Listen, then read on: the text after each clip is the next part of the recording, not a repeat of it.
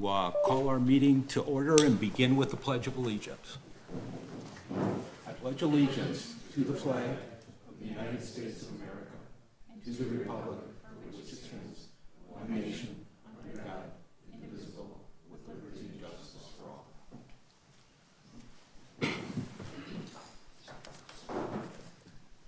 So, on behalf of our Planning Commission, welcome to our Planning Commission meeting for May 12, 2026. For those of you that have not been with us before, our standard operating procedure is we look to our staff consultants, our engineer, our planner to give us an overview of the applications. After they're done with that, we'll look to the applicant for their comments. Invite comments from anyone in the audience, and then the commission will ask questions along the way, deliberate, and make a decision. Pretty straightforward process. We have a couple applications on the table today that we'll be reviewing. Before we get to that, we've got an administrative item, which is the review and approval of our minutes from our last meeting, which was April 14, 2026. Review comments? Yeah, I've got no comments. Motion to approve? or- I move to approve. Second? Okay, all in favor, say aye. Aye. Okay. The next item then is our first agenda item, which is the Planning Commission will consider the request of the property owner at 39568 Woodward Avenue for request of a new sign.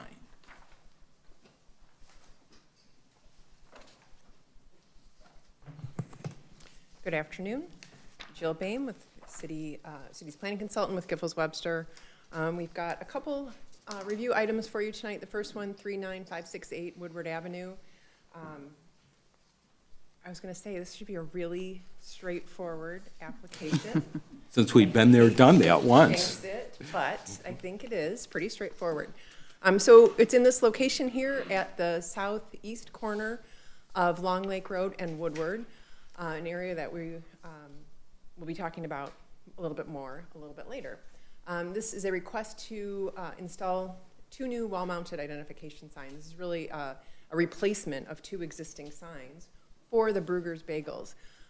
As we were out doing our walkabout last week, we went into Brugger's and we started our team, Giffords Webster team, started there, and we heard that they were changing, well, Eric already knew. But we heard that they were changing to Einstein Brothers because they are currently owned by Einstein Brothers, which I did not know. But they're being absorbed, and all the Bruegger's will be changing over to Einstein Bagels. So it's just an interesting state of business. But these are the 2 signs. This sign is on the sort of the south side. This one would be on more of like the northish side. This side is a little bit longer than the other one. You can see those here. These are the proposed signs, and you can see those are in the same location. They are the same, similar sizing to the ones that are there. Again, meeting the city's color palette. The one sign is on the west-facing one is a little bit smaller at just about 17.5 square feet, and the other one on the north side is 24. This project was developed in 2011 under a planned unit development agreement, which is interesting because we have specific standards set forth in the PUD agreement that deviate a little bit or vary from the city's zoning ordinances. That's one of the features of a planned unit development. So in this case, all the other tenants in the plaza or in the building are entitled to 1 sign. Except for Brugger's Bagels, and they were permitted to have 2 signs, 2 wall signs. And those were, the condition there is that those would continue in the future with Planning Commission approval. So the ordinance does say the wall sign should be within its own tenant space and not extend closer than 2 feet to the separation wall, so it's a little bit greater than that distance. The PUD agreement further went on to say that the signage should not exceed the width of those 3 windows that are above that, and that they meet that as well. Oops, and that's pretty much it. Happy to answer any questions that you have about that. I believe the applicant is here as well. Are they considered a new tenant if they were always owned by? It's an interesting question. I mean, it is a different entity in that it's not Brugger's, it's Einstein's, but the parent company is Einstein's, and it has been, I don't know for how long.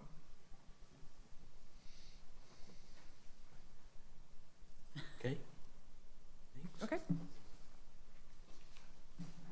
So, Jamie Lee, I imagine there's not much in the way of engineering here. There's no water issues that we need to be concerned with. All right. Is the applicant here? Yes. Would you like to introduce yourself, make any comments, or not really, or? No, it's pretty straightforward, almost exact replacement. Okay. Does anyone in the audience have any comments on this? Okay. I move that we approve their sign. Okay. Can I just confirm, is the lighting the same? I mean, it's backlit, what is proposed is just like Yeah, you have what to is follow now. the ordinance, which is backlit only, so we're gonna use. And that's what pretty- that's what is there now? Yeah. Okay, right. Motion. A second. Okay. All in favor, say aye. Aye. Aye. Any opposed? Okay. I don't know we've ever done an application as quickly as that. Ever, yeah. Thanks. So we're off to a good start, so this one will go just Okay. as quickly, All or? right, that was excellent. Must be a record of some kind. This one, I think, also should not be terribly complicated. This is 502 Chase Lane. The applicants here are looking for approval of a side yard pool and side and front yard pool fence. See that here on the corner, sort of the southeast corner also of Chase Lane and Kensington Road. A lot of times we put the photos of the site at the end, but we thought having them at the beginning really gives you a good idea, if you didn't have a chance to go by the site, of its context and what it looks like. The nice thing about this area in particular, and this site in particular, is the abundance of evergreen trees that they have. So here is a view from the corner of Chase Lane and Kensington. This is facing east. And these are the fence, this is the fence line, the existing fence that will remain, and then the evergreen trees beyond that, and then the site is beyond that. This is from the lot from the entrance to the Bloomfield Hills Hunt Club, facing north, northwest. And then from the Hunt Club facing east, northeast. And facing northwest. So we've got kind of all your directions covered here.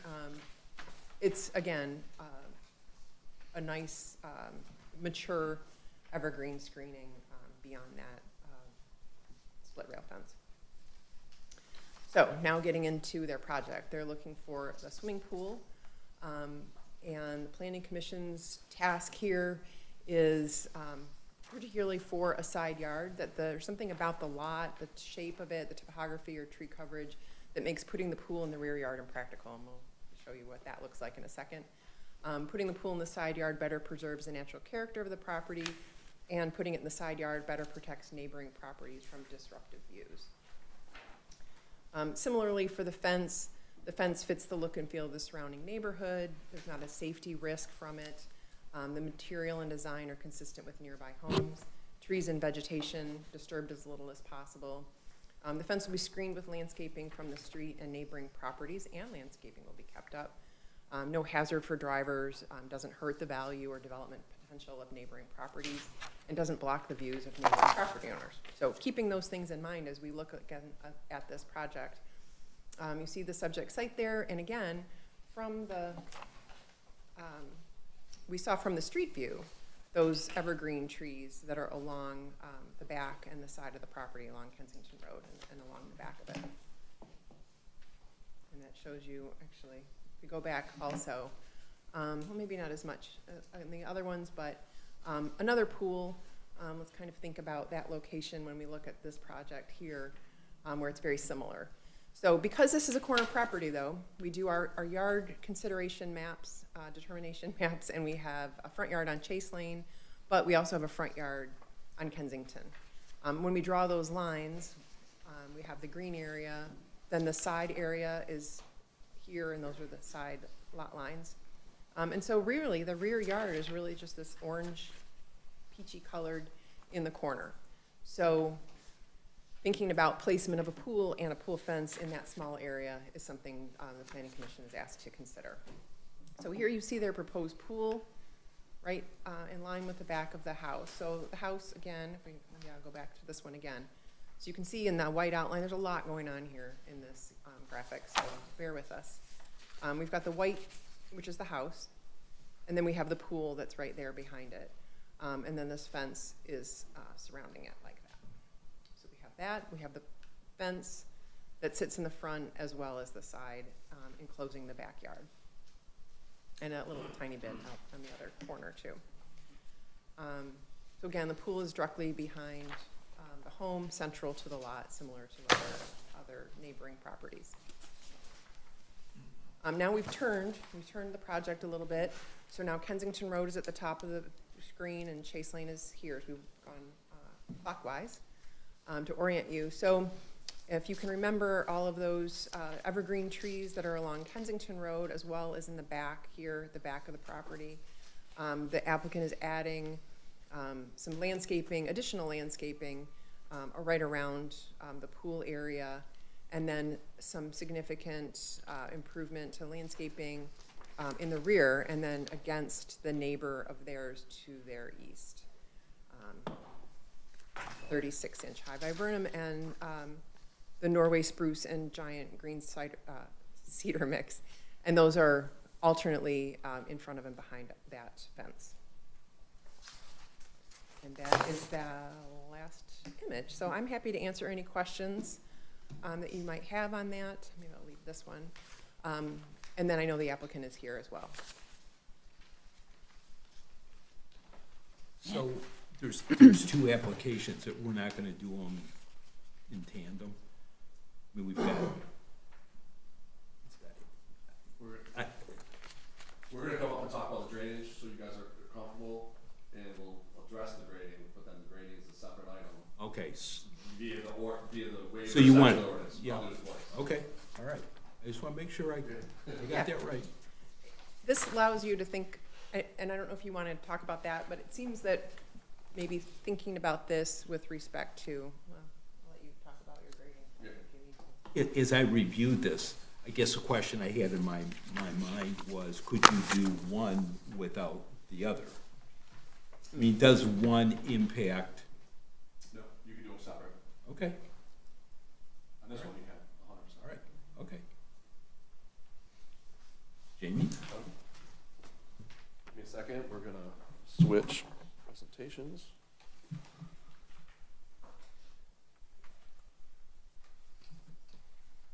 Okay, so, yeah, and kind of keeping with what I just mentioned, hi, Jamie Burton with Hubble, Roth and Clark. So, the first request is essentially pool and fence in the side and rear yards. Jill, that's a planning issue. Jill kind of walks through that. Well, our review associated with that is through the grading and through those areas. And in this case, the two requests are kind of mutually exclusive, okay? So right now, we're only speaking about the pool, the fence, and this is pretty straightforward.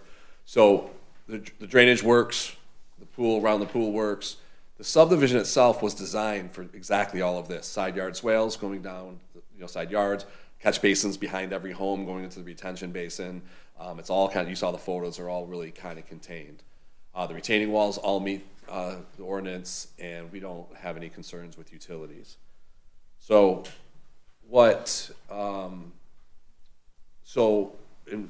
to explain, to leave it for a second item, we have no concerns over grading. You can barely see that. As Jill alluded, the fence and the pool back here are not impacted. They meet the ordinance. We feel very comfortable with the planning request for those items. What we will talk about later in the second agenda item is the grading waiver that they've requested up here. Okay, so to my way of looking at it, these are exclusive. If we ever had one that was down here, we might have to do it kind of simultaneously, if you will. So that's why we broke this up into two, and we get further into the grading after that. But for the request of where the pool is and the fence, we have no concerns or issues on that. Anyone have questions for Jamie? I have one. Yes, sir. So when I looked at this site, I could see the whole backyard was sunken. Do you know why? Or should I ask the applicant? I mean, it's down, I mean, it's just odd. So you mean as it sits today, or the As it proposed? sits today. Yeah, so if you And recall. did they create that? No, I think this is all part of the grading from the original development. It was. Yeah, it's just Well, I mean, like naturally, so. I don't know. not entirely It naturally. almost looked like a detention basin. Yeah, so when the original site was developed, like most sites in Bloomfield Hills, we didn't want them to go super mass grading everything and go. Not that there was a lot of trees or stuff out here because it was polo fields and horse paddocks, but this was a naturally kind of low area. And so, but as they developed it, down in the bottom right corner says storm drains, that whole area was all tipped down to prevent the development water from going into the club, if you will. So there was an area through there that was kind of bowled out. Maybe they used some of that for other grading. But generally speaking, this has been the low corner, and it was identified on the master grading plan for the development as a walkout. It's all just kind of been that way since they developed. Before that, there was that little pond kind of by the club. I mean, I think it was just a kind of a natural little I low was spot. curious, it just looked odd. Yeah. Okay. What used to be like this really long, big, flat area did have in the back corner, went up the hill, and in this corner had some low pockets along the road and the other areas. So Okay. this may have been where they found a full buried horse when they were digging the utilities. I can't remember. They did find that out there too. Answer any questions you may have. Okay. Thank you. I'll put this back up, Joe. Is the applicant here? I'm just gonna put that up there.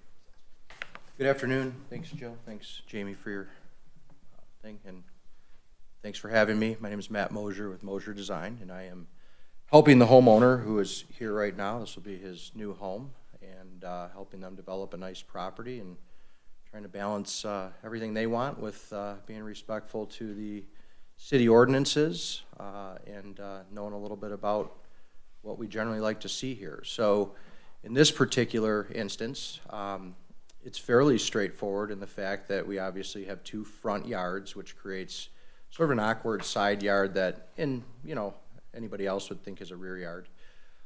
Naturally, we position the pool behind the house, so I think that's fairly straightforward. The one thing that I know that is important in the city here is the open views, the green views, the things that we don't look at a lot of man-made stuff around here, and I respect that. So what we did with the fence is, as you can see, instead of asking to go all the way out to the property lines, we've brought the fence in to a reasonable distance to where Rob can still have fun with his kids in the lawn, but we're inside of the evergreens. And then on the far side, earlier we showed that we actually have evergreens going on both sides of the fence. The other thing that I think is important to note here, and it should be in your packets, is Rob did a really great job. He went around to all of his neighbors. He presented what he was proposing to do. Every neighbor, including the neighbor that this fence is next to, as well as the next request, was fully supportive and didn't see any issues. So I'm not going to get too far into it. I just want to give you a brief overview of why we put the fence where it is, why the pool is where it is, and I'd be happy to answer any questions. Any questions for Matt? Okay. Thanks. Is there anyone in the audience that has comments on this application? Okay. I'm going to bring it back to the commission. So, clearly there's a concern over the cuts and fills in that area. Why couldn't it have been put on the other side of the house? Because the garage and. We're not, I think that's a different application than this. That's not what this one. This one's just the fence and the pool. Oh, okay. No. Sorry. So what they're doing is same house, they're just separating the two. Yeah, So- okay, I thought we were talking. So it's not really separated, but they're separating the two. So, Alice, you got, I mean, I'm okay with it. you're okay with it? Okay. Me Lynn? too. It seems reasonable to me. Okay. You guys want to make a motion, or? Go for it, Lynn. I'm the motion maker. I move that we approve the application for fence and pool at 502 Chase Lane, Bloomfield Hills. Second? All in favor, say aye. Any opposed? Okay. So we're halfway done. Yeah, this will go quick as well. So, and you have a memo from Dave in the packets as well, but I'll briefly mention that we've been working diligently with administration staff to really get to, really dialing into exactly what the ordinance states and what the ordinance does. And so, in certain circumstances, the planning commission will have site plans approval, and the grading will be part of that, and we'll have reviewed it and approved it. The back end of what we're doing doesn't change. What we look at, what we do, how we look at, interpret the grading ordinance in the areas that we deem at some point there will be a line that we're not comfortable with, that we don't believe in our engineering judgment, or it's necessary, or too much, or too whatever, that would come back to you as an appeal through this process, okay? So we're trying to be a little bit more stringent on what that looks like, and not bring something minimal and silly that we know I know over 25 years of doing this with you guys that is a non-issue, but areas where there might be an issue, we have those concerns. So this is the exact appeal section of the ordinance. I'll walk through a couple things, and then really it's kind of up to the applicant. So I will always mention this, if true, obviously, but the applicant did work with us. They had some additional cuts, they had a bigger area, they were working on some things, and we said it's too much, it's too big an area, and it's too tall in fill, right? And so we worked through that, but we got to a spot where we believed you could still go further, and the applicant, as is his right, their right to come in forward and say, we don't want to go any further than that. So I'll jump to this. So this is the grading description, and essentially we made recommendations to lower the garage, lower the house, basic floor to floor elevations don't need, this one isn't, but we've had people ask for 12-foot ceilings and all this stuff in the basement, and push the house down, push the garage down further, maybe add steps in the garage, and then kind of shrink that area as best as possible. It is a 5-car garage, okay? So at some point, it's perfectly, there's all sorts of 5-car garages in the city, but when there's a grading issue, then we want to make sure that, we push as far as we can push, and at some point, the applicant has this appeal process. So that's what they did. But I wanted to acknowledge that this was more, and they have kind of moved that, they've scooted that in and brought that a little tighter. So going back to the ordinance, we're here, and Dave's memo really spells out the 3 things, but really what I wanted to point your attention to is the grading permit there. Shall the planning commission have the duty and power, would not be materially detriment to other property owners. The applicant mentioned letters from next door, and I'll let them talk about it. Anything unusual, not to, that's up to you guys, in the strict, not undue hardship. I mentioned in the previous one that this doesn't have a drainage issue concern attached to it. It's just a grading issue. So that's why when the chairman asked me, I believe these to be mutually exclusive. You can have a pool in the backyard with a fence in the backyard, and you can change this corner as a separate and independent review and approval. So with that, I'd like the applicant, I'm not sure who's going to speak or how they want to handle it, but and then I'm going to stay up here to answer any questions you have of me, if necessary. For the most part, I'm just going to leave this right here. Before you, Yes, ma'am. in your memo, you recommended not approving the grant. So Have you changed your mind? No, I believe 7 feet of fill in this area is beyond the ordinance, and therefore, where I see my limitations are as as your engineering consultant, is at some point, I'm not comfortable, right? And yeah, I think there's things that they continue to do to change that. And so, I would tell you if there was a grading, or excuse me, a drainage problem associated with it, because I believe that's worse, if you will. I think this is just too much, too high and too much. So from now on, what we'll see is those areas that we can't come to terms with the applicant, and we believe that, then we're not going to recommend approval, and they have the appeal process. Kind of typical. You don't see, the planning commission doesn't see the sometimes 3-4 iterations where we're not recommending approval, and all of a sudden you have this grading appeal. So in keeping very specifically to the ordinance, are they aggrieved by our recommendation? We don't make decisions, we make recommendations. Our recommendation that this is too much and too tall. Now they're here to appeal to you, and you can make a decision. But do you feel that there are other alternatives that they could be exploring that would work? Yes, yes, and they're kind of enumerated in my letter, but you could move the garage forward, you can shrink the house, you can shrink the garage even further to get the footprint down. It's a 5-car garage, you could have a 4-car garage, and all of that scoots up, about 10 feet, so you start losing some of that area, you start losing the area and then the height of the necessary for that fill. So,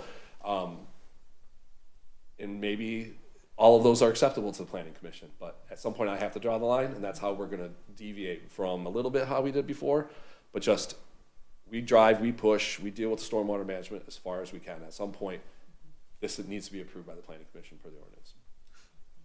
So I'm interested in all the iterations that you went through before on the discussions and analysis, and you've got your letter lowering the house, decreasing the basement height, lowering the garage, and modifying the size of the garage. Did you consider flipping the design of the house? And if so, what was the analysis there? So we didn't, and I'll tell you why. We didn't because, where's my pointer? Because this is the entrance, and there's a gate, and if you put the driveway right here, you generate a potential conflict, right? The gate's somewhere right in here. Plus, or you have to bring the driveway around, then you have this turnaround right in front of it. The very last houses and subdivisions, I don't want to put driveways close to the intersection. So we didn't think, it's a perfectly reasonable, if they want to come out the garage here and now you got this big long driveway going kind of through the front of the house. But it would help, but I think you generate a secondary condition, which to be honest, I think is worse, which is putting driveways too close to intersections where people are turning, 45 miles an hour, whatever they drive down the road, and then there's a gate, and then you have to circulate around. Yeah, no, I agree with that, but in terms of like a courtyard, kind of a fountain in the middle turnaround, is that just too much asphalt, too much driving to? I think so. Put around? Yeah, I think if I had kind of asking me, my opinion would be to add onto this now a motor court or something out front and add all that pavement. I would rather see you take this up than that. Make sense? You'd rather. I would rather you not have a huge motor court up front with a whole bunch of extra parking or pavement than deal with the grading issue on the side, if that makes sense. There might be other alternatives somewhere down the line where I say, hey, bring a circular driveway in, go out here. This isn't one of them. It's already a lot of impervious surface with the pool deck, and the house. I don't think adding a big motor court turnaround in front and then bringing the driveway all the way through the front and around, I think that would probably end up with a bigger impact than just the grading in the corner. Still, the grading's still too much for me to recommend approval via the ordinance. Okay. Please let us know who you are. Hi, Paul Sammartino, Martini Sammartino Design Group. I worked with the owners designing the home, our firm. I'm here to answer any questions, but we did, we've been kind of going back and forth for several months, just trying to massage and obviously meet the setback, calculations and back and forth with the height. So I feel like we did a great job of accomplishing, not asking for any relief on any of the setback formula. And to the whole flipping the house, being a corner lot, we got a 45-foot setback on that west side. Plus, we would need a good 25, 30 feet of apron to pull into the garage. It just really, we did consider doing that, but it just really didn't seem feasible, especially with the setback formula. It just kind of was not an option. We did address the garage. I mean, we looked at it, and yeah, if we took 10 feet of bay off that garage, it might buy us a foot of fill, but unfortunately, the mass grading of this neighborhood 20-plus years ago, they left a hole there. You know, unfortunately, we're dealing with this hole that the developer kind of left on the site. You can see how it kind of slopes around, and for whatever reason, it's just low in that side of the site. So in pulling the garages forward, we're about as close to the road as we could be with the setbacks. It just seemed like breaking the garage like we did, trying to ease the massing of that to kind of keep that whole scale of the house lower, giving us enough apron to get in. We had to fill that area just to get the vehicles in. So any other questions you guys, feel free to ask. Nathan from Horizons here, he can talk about any of the grading. Good evening. Nathan Robinson with Horizon Engineering. I've got several points I'd like to make, so please bear with me. I've got some items to hand out as well. So the first item I want to mention is that I think basically our feeling, and the reason why we'd like to appeal HRC's recommendation of denial is that we do feel that this variance request is extremely minimal. Obviously, the categories are broken down on the screen depending on the depths, but overall, we're talking a 3% of the lot area is what we're talking about in terms of fills that are exceeding 24 inches. And 3%, in our opinion, is extremely minimal when you look at the size of the property. The one thing I'd like to hand out, this is, what I did is I compared the master grading plan to the original, or to the topography that we took, the survey work that we did. And unfortunately, when they mass graded this site, they left the site about a foot low. So I'd like to just hand out the little overlay I did, if you want to. I'll do it later. Keep talking. So the master grading plan is in red on this document, and the survey work that we did is in black. On the eastern property line, I pointed out a couple spots where if you compare the master grading plan grades to the survey work that we did, for example, up in the front, the master grading plan had a proposed grade of 860. The actual grade there is 859, so it's a foot low. Likewise, at the back of towards the back of the home, on the property line, the existing grade there is 852, and the master grading plan had it at 853. So just generally speaking, the lot was left about 12 inches low. So in reality, if this lot had been mass graded, according to these grades, we would still need a variance regardless, but it would be much less than what we're asking for. For example, the yellow category is the 2 to 3 foot fills, 1.2%. That would completely fall off and we'd be left with the rest. So it would essentially reduce our variance request to less than 1.5% of the lot area, roughly. So we have that working against us, the way the lot was mass graded. It was mentioned as a possible option, scooting the garage forward. So currently, with the way the home is designed and the algebraic formulas that are applied, the house is at the minimum front yard setback. And what I did, though, is I compared this plan to all of the other homes in the neighborhood. So there's 27 units. To my knowledge, 2 of those units are still vacant, units 1 and 4. I'd like to hand out this as well. So what I did is I just did a quick comparison just to see, because I felt that as I was working on this, I've worked on 6 other homes in here, so I'm familiar with the neighborhood.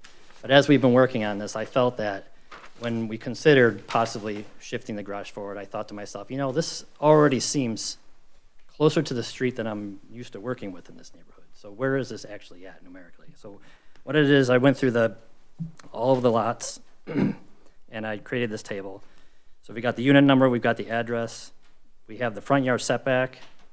The subject property is unit 16, it's in italics and bold. We were at 57, just a hair over 57 feet. And if you compare it to all the other lots, we are closer to the street than every other unit in this neighborhood except for a few. Specifically, unit 12, which is about 49 feet, and unit 5, which is about 55 feet, so we're close to unit 5. There are a couple of units 7 and 9, which technically are closer than the front lot line than we are, but those are 2 of 3 units that are sort of on that cul-de-sac bubble. So if you were to look at the aerial photo, or if you had actually measured the front of the home to the main center line of the street, those houses are way further back. So comparatively speaking, it didn't seem right to have to push the house or slide the garage closer to the street because we're already closer to the street than almost every other home in this neighborhood. The other point I'd like to make is just on the, as I mentioned, that I felt that this variance request was extremely minimal. So obviously we're looking at that in plan view. I did a cross-sectional view of the site as well. So this cross-section goes through the center of the driveway from the street to the rear property line. At the top of the page is just a reiteration of this plan. And at the bottom of the page is the actual cross-section. So you can see in cross-sectional view, again in color, those areas that are in excess of 24 inches of fill. So when you look at it, you know, the overall depth of the property, again, this is a pretty, in our opinion, this is a pretty minimal request when you look at the cross-section here.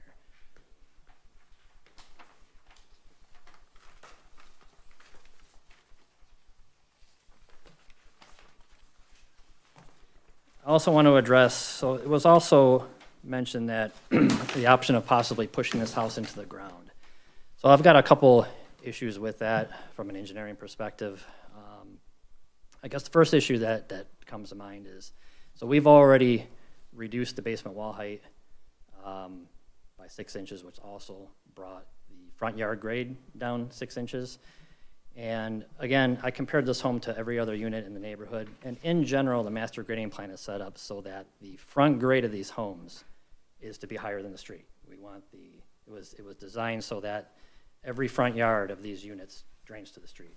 There are some exceptions. There are a couple of detention ponds. Obviously, those homes have walkouts in their side yards, but for the most part, the high side of those properties in the front yard, which are typically the garages, they drain towards the street. So overall, the intent of the master grading plan is to have the front grade of the homes higher than the street. We have our front yards draining to the street. This lot is an exception because of how the street rises in grade, rises in elevation as it approaches Kensington. So we already had, right from the start, we already had some front yard drainage that just couldn't make it to the street. We have to bring it to the rear. As we lowered the grade in the front yard 6 inches, now we're taking even more drainage to the rear yard. If we continue to drop the house, we continue to drop that grade, now we're eliminating more water that should be going to the street. Now we're trying to bring it to the rear yard. So as we bring that grade down, we're throwing more drainage into the rear yard. Granted, we do have rear yard drains, but it's, you know, we're creating more of a burden on the homeowner's rear yard by bringing additional drainage back there. So that was the first issue that I had with it. The second issue is our sanitary sewer lead depth. So this property, the sanitary sewer comes down along Chase Lane from the northeast. This is the end of the sanitary sewer run. Sanitary sewer is on the other side of the street, and it's a long lead that kind of comes in at an angle to this property. So we are at the end of the run. This is the higher elevation of the sewer. However, because these sewers were designed along with the master grading plan, everything was all done together as far as the development is concerned. The grading plan was set up such that every home in here can be serviced with gravity sewer, not only from the first floor, but also the basement. So that pretty much sets up the rear yard elevation, which we matched, and we worked up from there. So my concern is that if we start pushing this house into the ground, we're gonna lose that depth on the sanitary sewer and be forced into a situation where we need a sewage ejector pump. That's nothing out of the ordinary in Bloomfield Hills. There's a lot of older neighborhoods that's a very common occurrence to have a sewage ejector pump. The difference here is that this is a newer neighborhood. Whereas in older neighborhoods, we may have a situation where the homes were built all as ranches, on slabs, and on septics. And then decades later, they come in with a sanitary sewer that may be shallow. As the lots are redeveloped, with, of course, everybody wants taller basements, you don't have the capability to get the sewer gravity fed from the basement. So ejector pump is pretty typical. This subdivision was developed all together in terms of stormwater drainage, sanitary sewer, master grading plan. It was all done together, and such that every unit could be serviced with gravity, not only from the first floor, but also from the basement floor. So we are simply just trying to follow the master grading plan in that respect by holding the rear yard grade elevation that's required and working up from there. So that's the second point I want to make in terms of, Can I just interrupt you for a second? oh, absolutely. So everything that you just said presumably is inconsistent with the city engineer who was involved with the original development. And so how does your analysis reconcile that I presume is inconsistent with Jamie's? You say it's consistent with the master grading plan 20 years ago. Where's the disconnect between you two guys? Go ahead. Okay, so the difference here is that while so the master grading plan has, and I can hand out a copy. Let me be more specific so we can move on. Sure. So there's nowhere, anywhere in any documents that I will find that there's some guarantee of basement service. Okay, I don't disagree with the intent. We always like to see that. We always like to do that. But then everyone wants a 9'6" basement or a 10'6" basement or whatever. So I would stop. Sure, he's correct in there's very numerous homes that the lower elevation is pumped into the sewer lead that goes out to the front of the home, or maybe it's just a set of fixtures or whatever that might be. That's not uncommon. And so I think that's a very good consideration for you to make. But I would say that just because the grading plan was set up that way, or just because the development was set up that what we try to do is provide like 12 foot at the property line, or a depth at the property line, and then these are big, beautiful homes, and those things get messed around. So he is correct that the further you push down, the more likely to have the need for an injector pump. I don't believe that any home in here was entitled to basement service, but that's always the city's goal, is to try to get the sewer in there deep enough. There are brand new sewers that the outlet for the subdivision, or the outlet for the lot split is high. You can't do it, right? So we work our way through those and do. So I don't think we're disagreeing. I just think that I wouldn't stop short of there being an explicit, where you're entitled to it. Can I ask a follow-up question on your basement issue? Jamie, so I just want to understand the gentleman here. If the basement, if you're asking to lower the house, you're not asking to lower the basement floor, essentially. So at some point you squeeze it, Dave. Some point you're saying go from a So 8 foot. if you have a 10-foot basement and you're saying if you lower this, Make it a 9 foot basement. make it a 9-foot basement, you're not necessarily impacting The lower level floor. the sewer, the drain sewer. If you have a toilet in the basement floor, and that basement floor is not being lowered, the actual house is being lowered. That is something I'm listening to. I just want to clarify, because are you asking? I mean, I have a lot of questions for you, but if you're asking that, is that what you've asked them? Yeah. So the original, Nate mentioned, he lowered the first floor 6 inches and squeezed the basement 6 inches in response to our request of, hey, smash this up a little bit, right? And then the rest of it is technically accurate, other than I don't think there's an explicit guarantee of basement service. But no, they did shrink that elevation 6 inches. The basement elevation was shrunk 6 inches. Have you done any more analysis of I mean, you made some general statements in your letter of what could be improved. I know, I'm not asking you to come out with numbers and all that right now, but another 6 inches for the basement, a little bit of movement here or there. Yeah, so I think the biggest ones that we came up was a 5-car versus a 4-car garage, because that would push the whole structure and the grading, all that grading up. Could they get another 6 inches? Yeah, but Nate's right. You're starting to push that up front. I mean, we'll make the drainage work, right? Nate's a great engineer. He'll pull that around the back. I think his not disputing his comments. If I was designing, these are probably some of the things that I would bring up as well. But, you know, I think we're starting to talk about, is this too much garage that could, you know, could shrink it? You don't have to push it forward, we did talk about that, but you could just, the bottom, you can just make that two-car garages, and the whole thing moves up 10 feet. And so, again, I don't think, even if they moved it, we'd still be here probably, because it would be like 5 feet and, you know, pretty substantial area. So I think the applicant said that this is the best house we can design, they've gone through the neighborhood, and now they're in front of you with this request. They were not non-responsive, I would tell you that right out the gate. They were responsive and they worked with us, they tried to do their best to get down, but. No, I wasn't asking that, I was just trying to find out where you could maybe compromise a little more with you.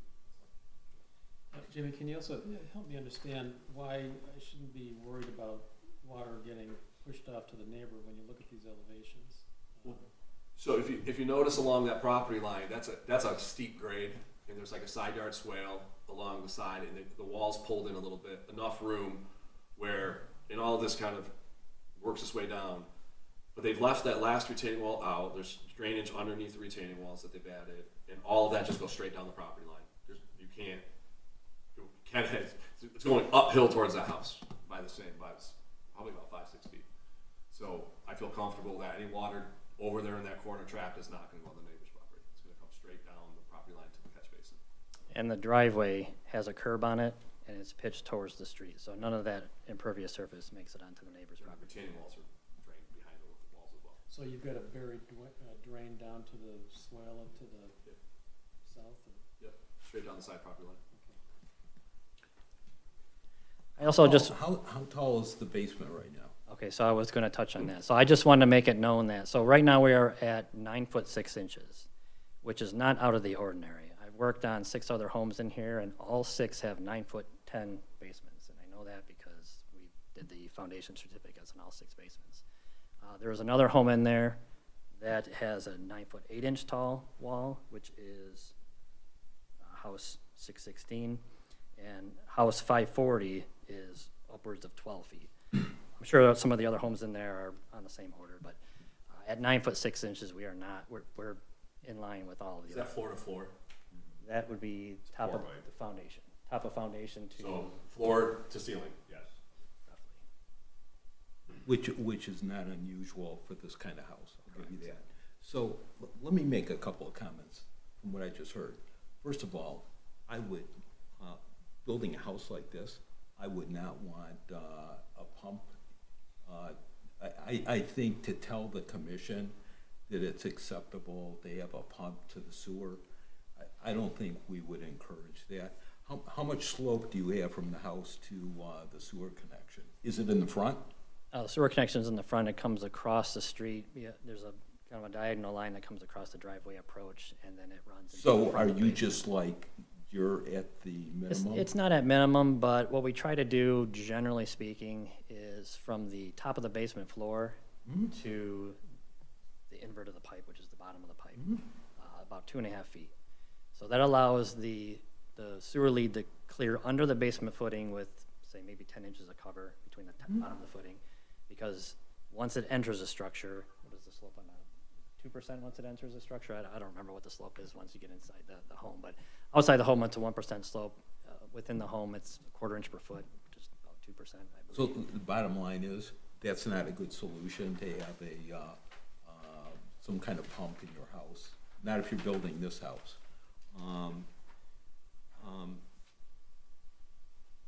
Even if we just denied this, what happens then?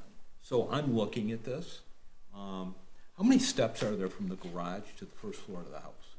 There are probably 2 steps, 3 risers, 2 steps and then So final. that's normal. So it's normal. So you could drop your garage floor, you could add a step in or That's two. something that we It could be, discussed. of course. Okay, I'm just looking at solutions here.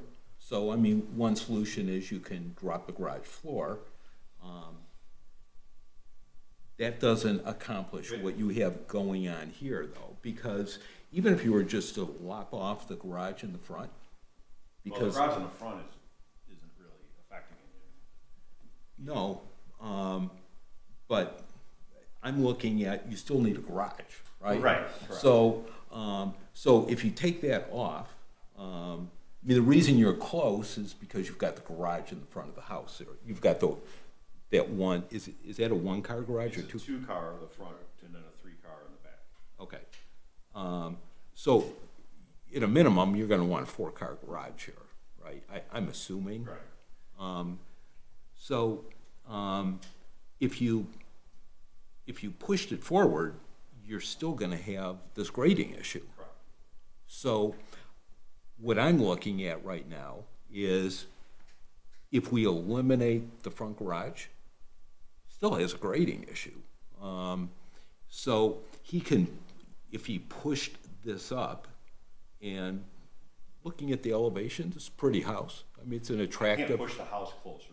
No, I understand. This is where I'm headed. I'm saying if you just take off the garage in the front of the house, because that's one solution here, right? But I'm sorry, if I take the two-car off, Right. how does that mitigate the? Well, that's where I'm headed. The house doesn't move with the garage. Right. Yeah, right, okay. that's where I'm headed. Got it. I'm looking at this and I'm saying, okay, if one solution is, I thought I heard removing a garage. I was talking The back the wall. back garage. So two cars. Yeah, I can see just looking, I mean, these people are spending a lot of money in their house. So, you know, to have, it just looks like it might be odd. I don't know. So it seems like you'd almost want to take the garage off the front and then push the three-car garage, make it a four-car garage maybe, and push it forward. Yeah.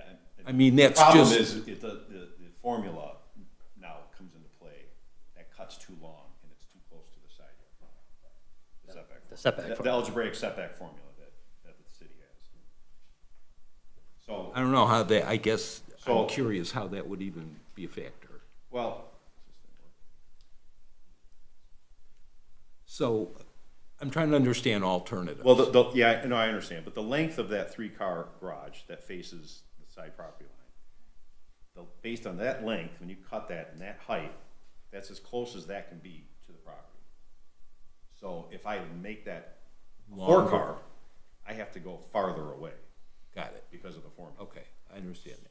Okay, so, and I can't move this, I'm like shoehorned in, I got every height to work with the ordinance. So any movement, you know, creates challenges for setbacks. So I'm trying to understand solutions. No, I understand. You know, Yeah, yeah. and I guess I'm looking at it, there's a couple solutions I could just see off the top. One is drop the garage floor a foot or so, but that doesn't solve your problem. You're talking about 5 feet of We fill. still require And even if we push this forward, 5 feet or so, we're still in a big fill area, right? So I'm looking at solutions. So if you remove the garage in the front that's sticking out, which is, you know, I look at that and it looks like it almost doesn't belong there, but that's just an architectural, I'm not gonna, it's your house, so, or you designed it, but it just seems like you could push it forward, but it doesn't satisfy your solution if you removed one garage, because you're still gonna have to fill this.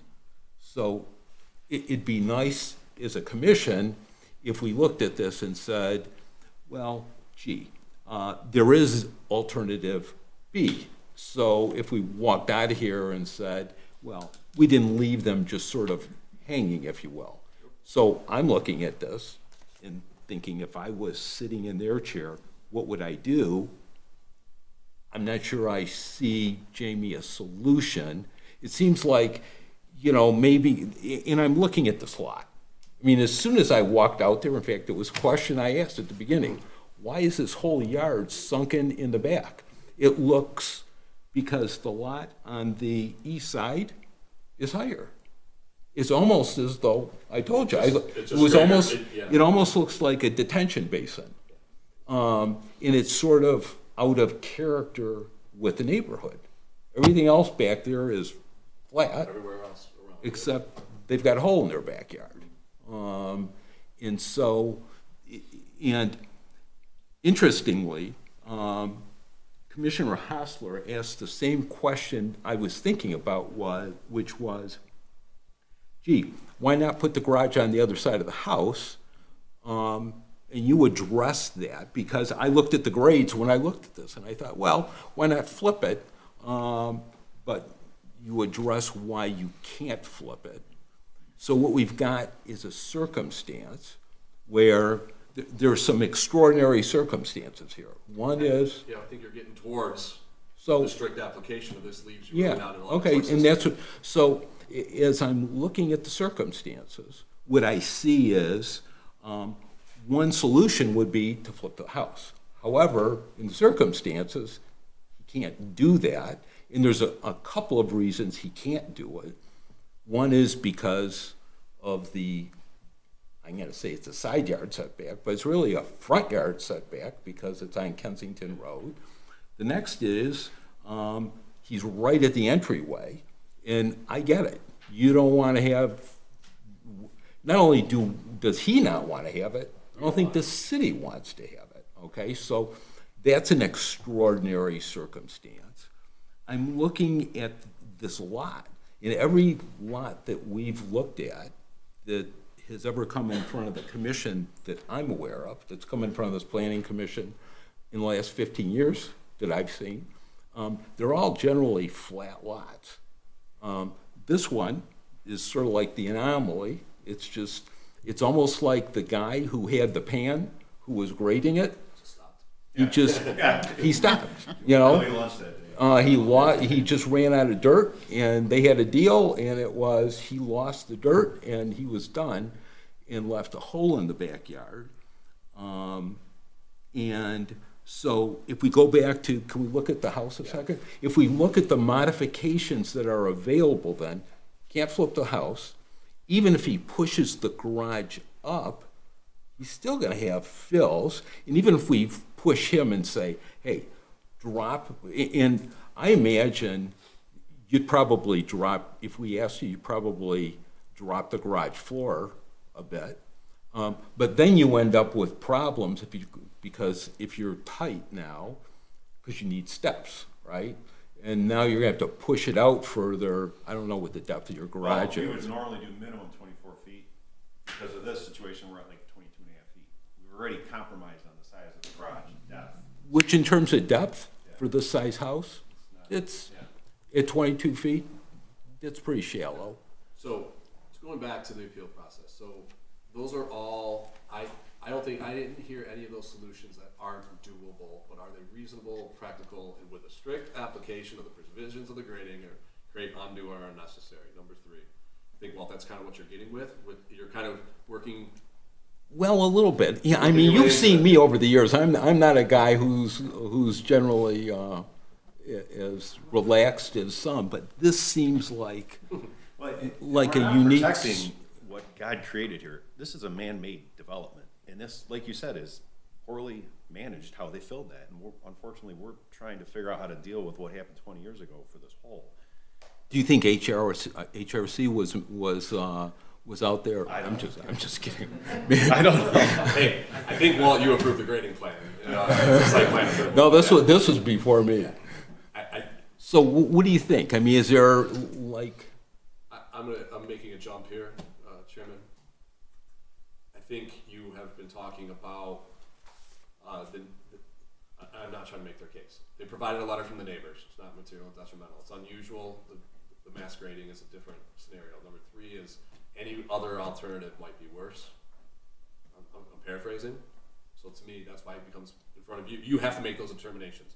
This one happens, I think, to be an easier one, right? And one that I'm not laying down in front of the train saying this is a terrible idea.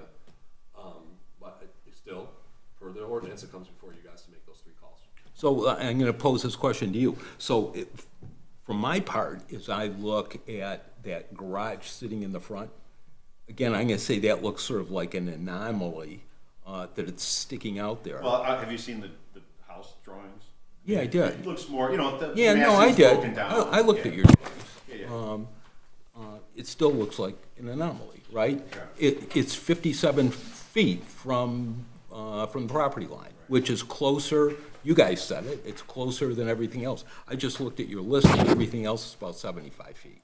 So you're closer than anyone. So one solution would be, you could turn your, but maybe you can't, turn that two-car into take that and make a four-car garage, and then your house might even look. I went through every scenario. Honestly. All right. Lauren has a question. I have a question for Jamie. Jamie, so you wrote a letter, and you said there's some things that could be done. And I guess I'm just wondering, these things that you're talking about provide less impact. And so, I mean, I understand what the chairman is saying, well, you're not really accomplishing, but what are we trying to accomplish? We're not trying to accomplish to get it to 2 feet, you're 6 feet, you're 7 feet. Is some of the things he's talking about accomplishing something? And so it was with lowering the garage, you know, I guess my concern here is that you provided a letter, you provided some analysis, and I'm getting the impression that you're not standing really behind that? No, I'm standing 100% behind it. And so what is the changes that you think would be more in line with your? So I 100% stand behind my letter, and those I think are so reasonable. You could pump the lower level, you could make it a 3-car garage, you could have a 4-car. My job isn't to design that for him, Right. where it hits all the planning heights and setback and all those other requirements. This is a grading appeal, and these are the areas of the grading that do not meet the ordinance, and these are ways to mitigate that. I believe, David, is the. But the garage to the right and to the rear, I'm sure you can't push it forward. Or there's a portion of it in the back that seems to be. You make 2-car, and then the whole thing moves. Causing all the issue. There's a 3-car garage there. Right.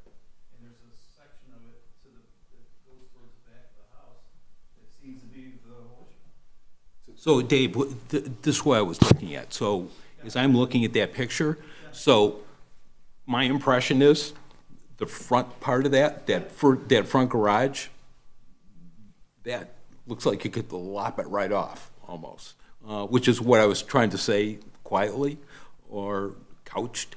But even if we do and we move that forward, if I were designing this, I'd take the front off, push it forward, drop the floor on the garage by a foot or so, and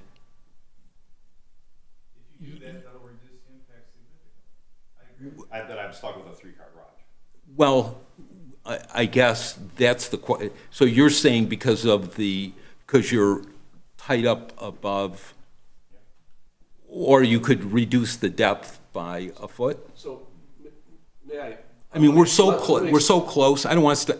Let me explain I don't want to stop them from having their house, and I would never suggest that they have a pump in their house to hit the sewer. So taking all that aside, Chairman, this is a 3-car garage, this is a 2-car. Leave the 2-car, I understand your position.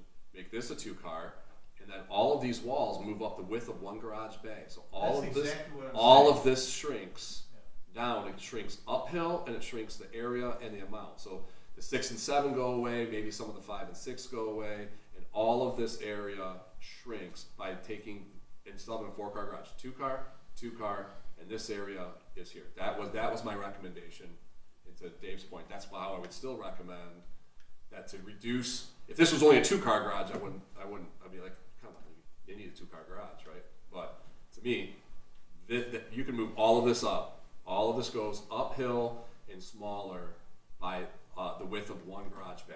You still have a 4-car garage, and the setbacks won't So matter. Actually, the setbacks get if better. just to understand then, Jamie, if we do, which this is new information now, what you're saying now. I was elaborating. I said it earlier, like lop the bottom half the garage off. Maybe I'm better understanding it now, okay? But if you did that, so now you're in the tier of 4 to 5 feet, right? Yeah. So now the blue, the blue goes away, right? A lot of the pink will go away, and you're starting to get down into the 4 and 5 foot range as you move that forward. So bottom line is, this guy needs a fill. no matter how we slice Okay. it, but now this, now Okay, we're so talking now, about we're- mitigating. so now we've concluded this site needs to be filled. I would agree with that. Okay. Now it's a matter of how much. Minimize it, And,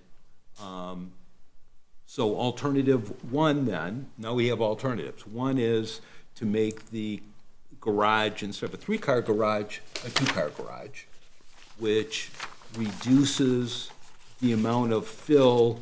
Maybe you're in the 4 to 5 foot range instead of the 6 to 7 foot range.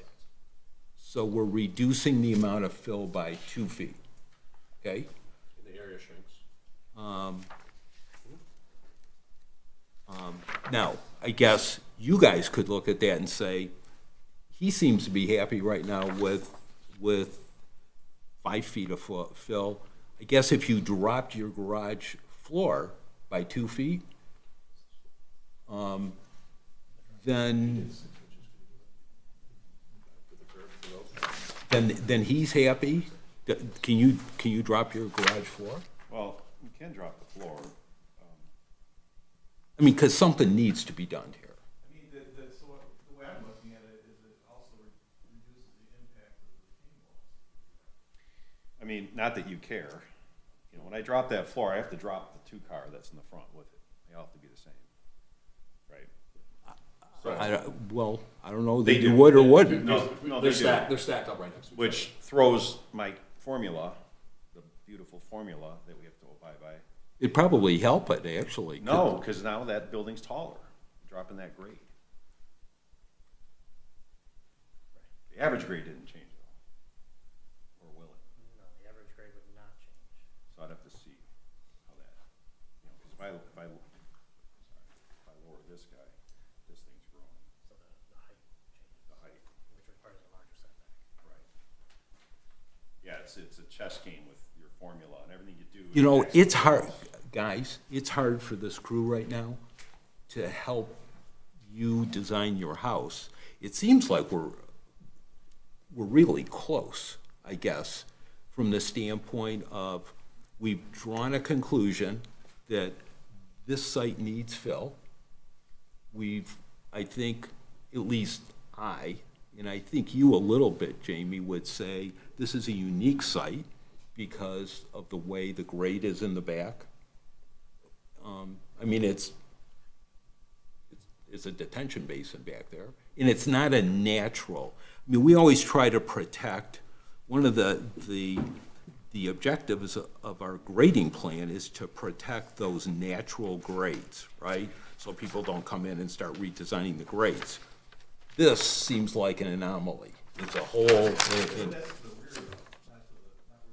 well, those changes aren't necessarily right where the impacts are. well, I think what's happening, Dave, just my reaction was that large swale, it's, if this was a flat site from the front back, if it didn't have that big hole back there, which is an unnatural, I mean, it's a man-made swale, none of this, he wouldn't even be here. This is sort of it strikes me as a man-made deal. And so we're not like protecting the character of the neighborhood as much as someone ran out of dirt when they were mass grading the site, they left a hole here, and so now we've got to fill it. It would be nice if you guys, we're not going to design your house. I think you guys are. Well, so the question is, so we're gonna be granted some sort of relief, just how much? Well, and it'd be nice if you guys, and I don't want to speak for the commission here, but it'd be nice, rather than us designing it, if you guys could sit across the table, because there's 3 alternatives. You guys gave us 3 alternatives. We can either grant it, deny it, or come up with a medium solution. And But they can request a table. Yeah, they could request a table and do,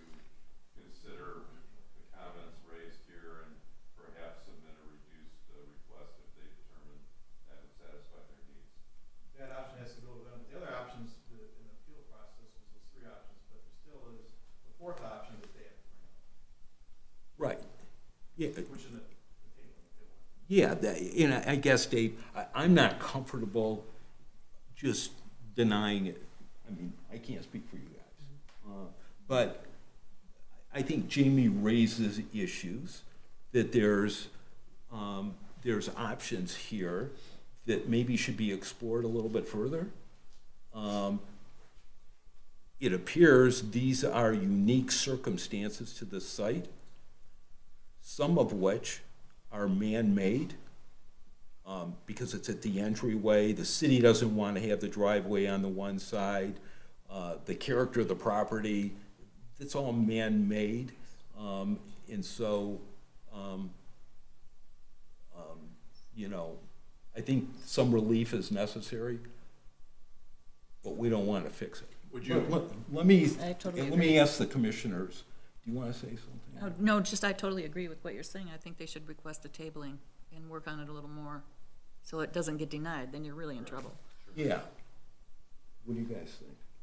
Yeah, I mean, otherwise, we're gonna, you know, I think we're in agreement granting it, but with conditions to reduce the size consistent with all the discussions.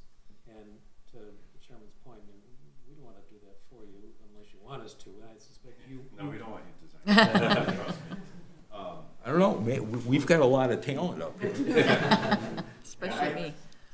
It just, you know, I just can't get past in my head that we're dealing with something that is so minimal but was created by just. Okay, let me leave it at this, so we don't keep talking. This is what I'm gonna do. So we still need to ask the audience if there's anyone in the audience that has comments. So I'd like to go through that step. And then if you guys want to think it's a good idea to set it on the side, and you guys sit across the table and figure it out. You look like two reasonable guys. Okay, so that's what we're gonna do. So is there anyone in the audience that has comments? I've been fortunate to serve on the planning commission for 8 years. We've never approved a 7-foot variance like this. I understand it's not only, so if it does get approved, I hope it's stated as a complete exception for an unusual circumstance. And I also don't think the garage should face the road. That's not something that I can live with those. You could switch They don't face the road. or the front. None of the driveway, garages face the street. The garage faces the. They all face the side. The one in the front Yeah, correct, faces the side. correct. Oh. Yeah, no, I misinterpreted that. This is that how wouldn't I be see it. allowed in the neighborhood. But no, they all face the side. And you could always shrink the house 2 feet or to move it back. That's, yeah, that would be. I know. Well. But 7 feet is not something that's ever been approved. But actually shrinking the house wouldn't affect that. It's You really wouldn't all, pull it back and yeah, it's all about, you know, every house in the neighborhood has a side apron garage. That's just how we get the in the side home. garage is great. Yeah, so unfortunately, we were left with a hole, so we're dealing with the hole. That was given to us. It wasn't created by God. It was created by a person.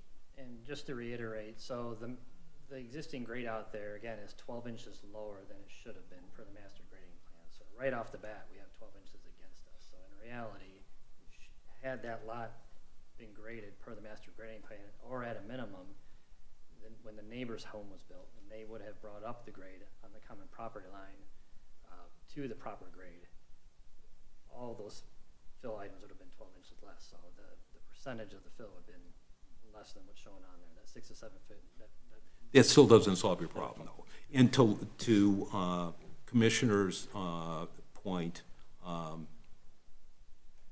normally, we do not grant these types of variances. In Commissioner Fisher, I guess I'm looking at this as sort of this extraordinary circumstance because, yeah, just so you understand, I mean, I just look at this as sort of extraordinary. So, is there anyone else in the audience that has comment? Okay, no. So we can make, do you want to reconsider your request? Can I speak to Rob, the owner, real quick? Sure.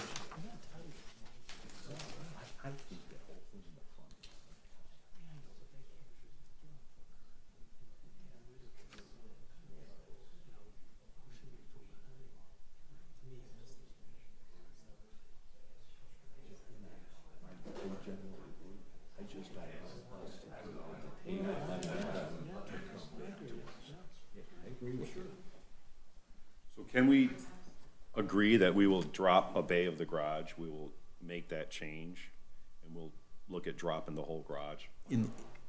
So you're going to drop it? We're gonna bring that back wall of the garage towards the street, a Okay. bay, which would be about 10 feet, and we'll explore dropping the elevation of that garage a foot, see what it does to the formula, which actually we should be good on that. If we can continue moving forward and have administration look at it. Basically, he's If the seeking, commission's comfortable with that sort of approach that's on the record, you could approve the conditions. Then you could say it can't be more than 5 feet of fill, or whatever the case may be. And we can continue moving forward without coming back. And Jamie, you're happy with that? Could we just make sure we're not setting a precedent? Yeah, I believe you should still, in your motion, if you're gonna approve with conditions, still reference the 3 bullet points, which we can call up, so that, Yeah, I mean, which is. sort of the things that I went through, those are all extraordinary circumstances. Yeah, so you're referencing these 3 things, which makes it different than other precedent, it's not precedent. Okay? So what does the commission think? I can support that. Do you want to make a motion? Sure. So I move to approve the petition with conditions, the conditions being, well, first of all, that the findings, finding one, the requirement that no material detriment to the neighboring property owners is established. I think that there has been some determination that the original proposal would be materially detrimental, but in light of the compromise, I would be in favor of granting that finding. Finding 2 conditions are unique to this property for the reasons already discussed. There certainly are unique features, but the decision to have a 5-car garage versus a 4-car garage is a choice and not a necessary. The natural topography is not permit the 5 cars, and I think that the compromise before moving the development to the street to the north is an appropriate compromise to that condition. The third one, strict application causing undue hardship, again, that hasn't been established in the original proposal, but as compromised, I think that criteria has been met. So with the conditions as discussed and as supervised by the city manager, that the fills won't exceed 5 feet, and that the city manager will work with the property owner and his agents to lower the basement, eliminate the 1 bay. Lower the garage. Not lower the basement. Lower the garage. Yeah. Lower the garage. Eliminate the bay. That's good. they don't want to eliminate a bay. And They won't maybe- agree to eliminating a bay. No, we are. They are. We Oh, are I thought you agreeing. said you wouldn't. No, we will. Oh, okay. Oh, yeah, yeah, no, we'll From 5 eliminate to a 4. bay. Okay. And mention the extraordinary slope in the backyard. Do you want to, did you say that or? Well, no, I mean, I think it's acknowledged that the topography is unique, particularly in the south, but I think for the discussions we've already had for drainage, that doesn't seem to be a concern, and so for the garage, which is the focus of I think, the grading, I think the Okay. jumbled motion has captured that to some extent.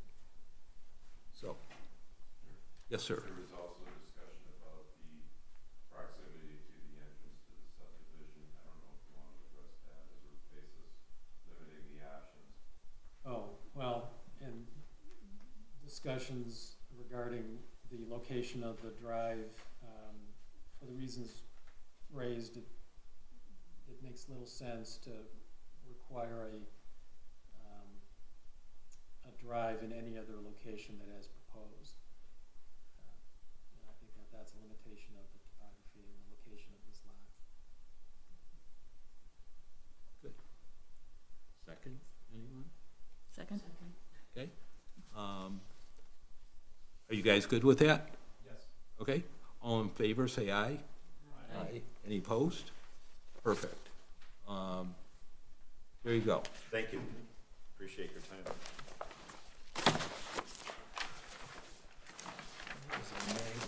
It was fun. No, we got it. You know, they needed to do something.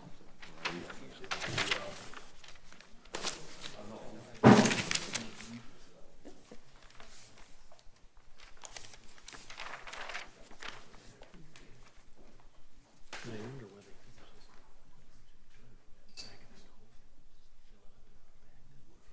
Well, that's what they remember. They need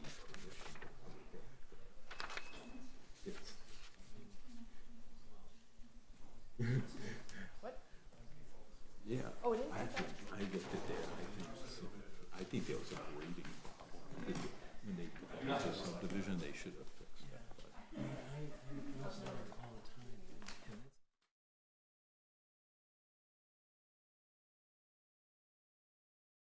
So, the next item on our agenda is the Planning Commission will consider the landscape open space ordinance review. So I'm going to start because over the last few years, as the Planning Commission and actually the City Commission has looked at stormwater management and stormwater, the grading ordinance and all the different things, we've danced around, regarding the, impervious surfaces, simply, gravel versus yard versus this, that, other thing. So Dave approached me, he asked for my thoughts on simplifying the landscape open space ordinance, which is something that actually we recommended as a stormwater management issue or a tier within a review of stormwater management options and issues. If you exceed it, then you have to do all this other stuff. And so Dave would approach me about it. And so we wrote a memo. I saw Dave's memo and we kind of worked off of that, so I'm here to simply say that from a landscape open space requirement from an engineering perspective, not from a planning, not from a other side, I would not dare step on their toes. What I've consistently seen is these houses get bigger and bigger, and then that means the walks get bigger and the driveways get bigger and the garage and all the features and the patios and the walks and everything, which are all then exempt, are still shedding stormwater.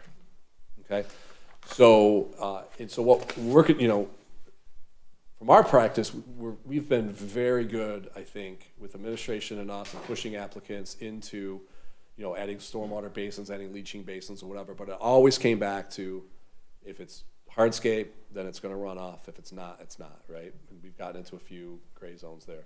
So I'm simply, from an engineering perspective, love the idea of dealing with a straightforward presentation on the percentages, which ultimately could dovetail into, it's not a pass-fail. It could be as a percent, then we get more and more strict. The higher you go up against your limit, then the more and more we can talk about stormwater management.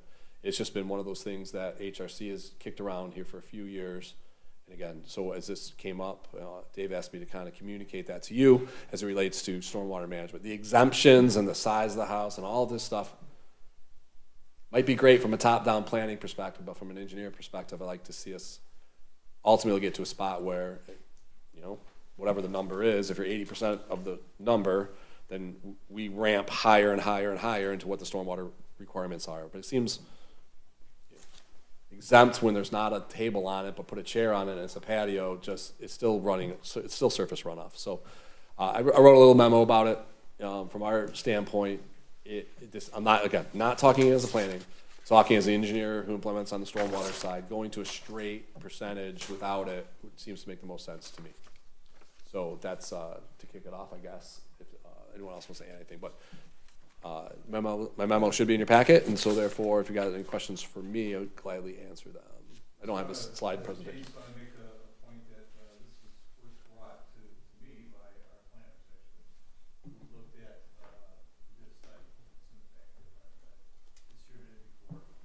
I don't know if Joe or Eric wants to talk. I know that Ian actually from our planning team worked on this, but essentially, just really what we found was that we looked at a 4-year period, and we took, cases out of that 4-year period, and we found that all the cases that were approved by the planning commission, with exceptions, shrunk the landscape open space down. So, in other words, there was more impervious surface. And so from my perspective, the city commission has always told us, and the planning commission's talked about this previously also, is that we're having these impacts of water. We're really concerned about impacts of water and more stuff on these properties. Well, some of these formulas, in my opinion, and maybe even exceptions, may have worked in the past because properties are different. But as we build more homes or new homes, maybe the home's taken down and a new home's built, those homes have bigger footprints. They have, the planning commission, you look at pools and hardscape and sports courts and everything else, and all that adds to this problem. So, is this correcting everything? No, but certainly, in my opinion, a good step in the right direction because it gives a standard that everybody can follow. Because what the planning commission doesn't see behind the scenes is folks that are really bringing the most impact are the ones that are building these new homes and looking at those exceptions and how can we make this work for us. And so it's not the homes throughout throughout the city necessarily that have, it's these new homes and the impacts that's happening. So, and finally, I think it not only makes it easier for our engineering team to have just a standard and not these sort of exceptions that people try to work around. I remember this when conversations in this meeting about what's a walkway and, is a chair on a walkway, is that a walkway? And so these sorts of things that just come back to my memory, and I think, I don't know why we're having these discussions if we already have this. So then we look further into what other cities do. Now, that doesn't necessarily mean anything for the city of Bloomfield because we're unique. But I can tell you that nobody follows all those exceptions. They just keep it straightforward. And so, finally, I guess what I wanted to say is it makes it easier for the planners. It makes it easier for the engineers. It makes it easier for us just to have a simple standard that not only workarounds, it's happening more and more. I think the engineers are doing a good job with asking people to put in the additional mitigation factors for water storage. That's fine, but not everybody does that. And I'm dealing with water issues all the time with my job. And this, is this curing everything? No, but this is a simple fix by eliminating maybe the exceptions. And I don't know if we need to have lots of meetings on this and everything else because I think it's a pretty simple thing. But at least I wanted to bring it to the commission. It was assigned by the city commission to look at this. And I think it's worthwhile taking a look at it and possibly making some minor adjustments to the ordinance to sort of shore it up and make it actually more stringent to make sure that we're reducing the impact of water and the stuff, all the stuff on the property. And Dave, you forgot to mention to make it easier for the applicants. It does make it a lot easier for the applicants too if they know what the expectations. We fight with all these expectations. to make it easier for the planning commission and to simplify the process, is it something that maybe Mark could put together, the beginning point so that the planning commission could review it in a meeting and, you know, look at what, if there are things we wanna keep in, things we wanna take out, that sort of thing. I know we've done that a similar way in the city commission when we've modified ordinances. And I believe, a lot of that has actually already been done. I think that's more of an issue for the planners and the engineers. But the concept of it is just to eliminate the exceptions and make it, you know, rather than having all the exceptions swallow the ordinance itself, make it more realistic. I guess the one issue would then be, what is that baseline percentage? Does that need to change if you're eliminating some of the exceptions? So that would be something that would be determined by others, but once that's determined, I can put together a proposed ordinance. Before we dive into the language, I went through and I looked at this.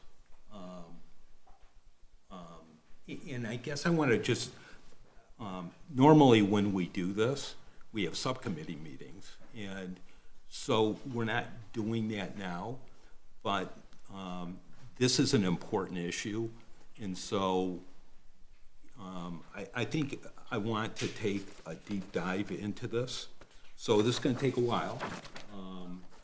You know, I suggested, I asked Susan if we should have a subcommittee, but I do. A subcommittee would do. Well, here, what I'm gonna do is go over it right now, because I've got all this. So I'm gonna, In the past, hasn't there always, like Alex was, Coach Allen was saying, that there's always been a subcommittee no, meeting these by are the approved. planners, by the planning commission, and they review it and have time to digest it, and then they bring it to take this. the lawyer, and then they bring it for a vote. Well, This is coming back. guys, I'm happy to do this. These are, We're doing this in a these are actually somewhat complicated issues. And so I went ahead and I prepared like an analysis of this so the city can see what we're doing. Personally, I deal with stormwater all the time. And I've lived here for 36 years, so I've seen things change. And we built our house and dealt with this stuff way back when. So,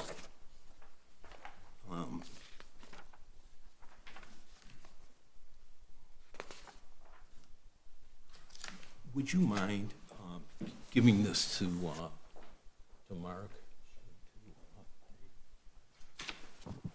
And actually, yeah. Yeah. Here.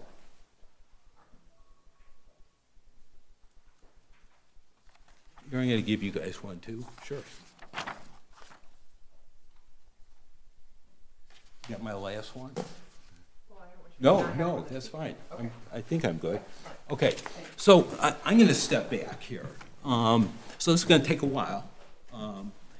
We've got a couple of different things going on here. One is lot coverage and one is open space. And one thing you don't want to do is conflate the two because they're different. So most cities have lot coverage as their determining factor when they're determining how much can be built on a piece of property.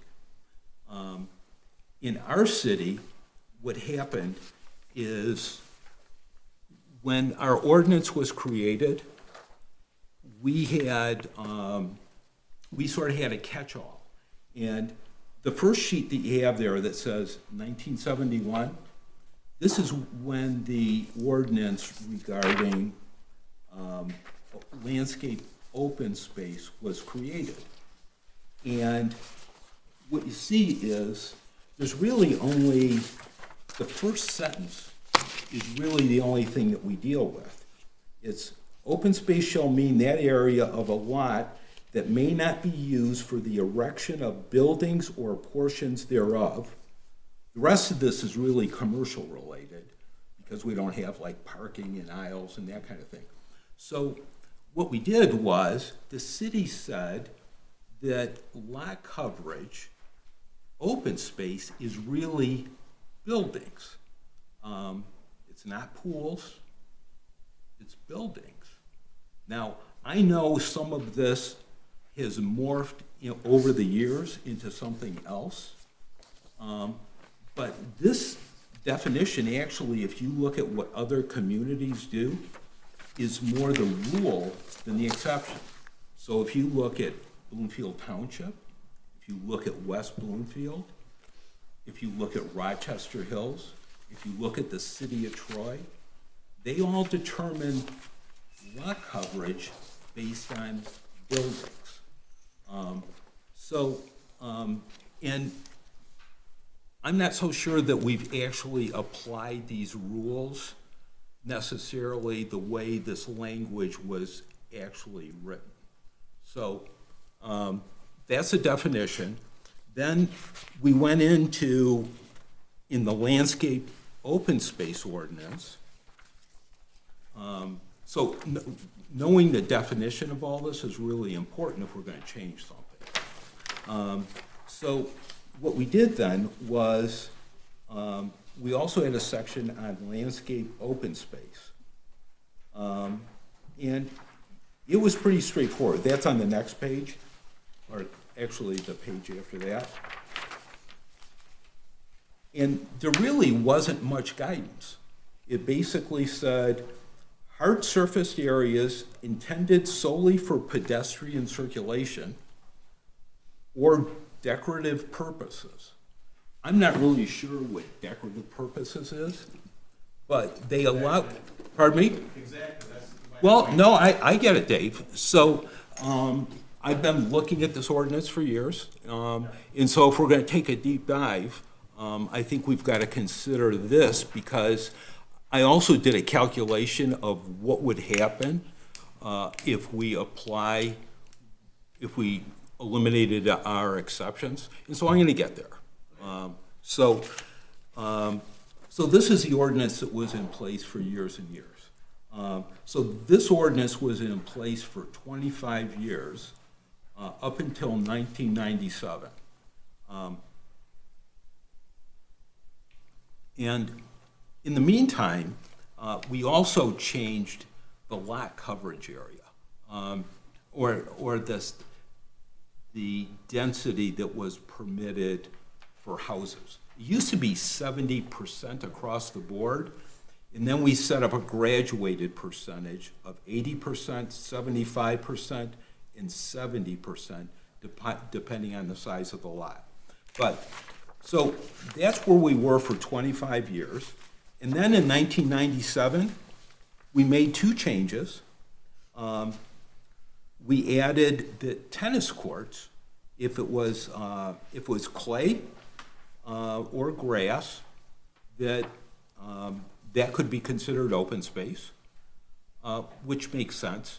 Again, the open space here is about the appearance of things, right? So the community, for as long as we've been, in this community, we're interested in what we see visually as we're driving down the street.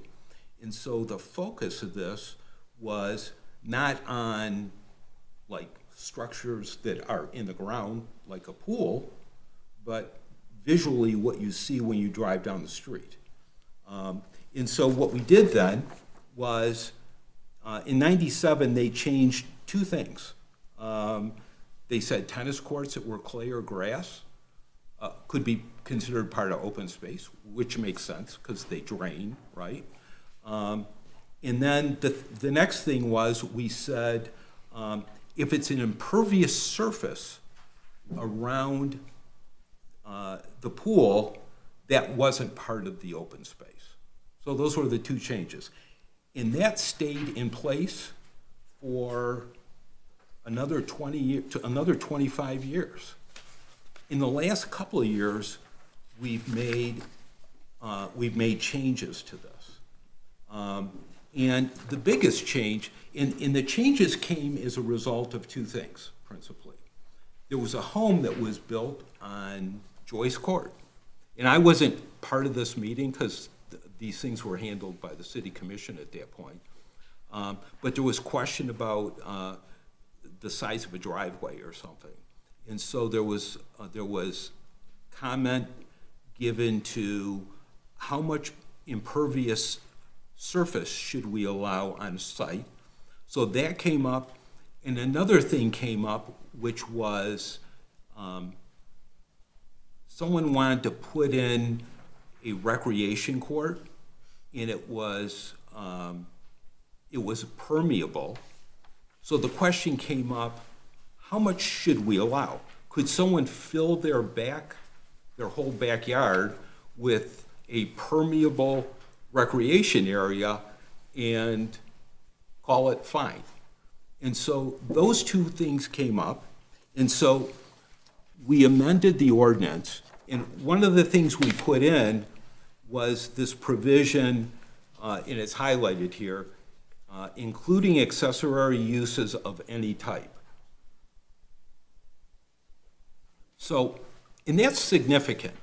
You know, and sometimes you look back at things and you say, geez, I'm not really sure I understood the impact of something when I did it. But what that did, if you think about it, originally, for 50 years, our ordinance existed, and it said that open space is based on buildings. And now what we just did with this was say, it's not just buildings, it's anything related to the house, which is, now it's your pool. Even though, as I look back at some of our earlier applications, pools were consistently treated as a use. I mean, that was it was not considered open space. I mean, so when you guys started doing it, I didn't go back to look at what LSL did, but even before this change, we looked at pools, and that was considered to be a use of open space. But if you look at the rules say it's only buildings. Did you read the current ordinance? It says accessory structures, any type of accessory. No, oh, no, I'm saying You talking about the history? No, I'm talking about the history. Okay. Yeah, I'm saying that, so this change was made, so what I'm saying is, for 50 years, we dealt with this ordinance in a particular way.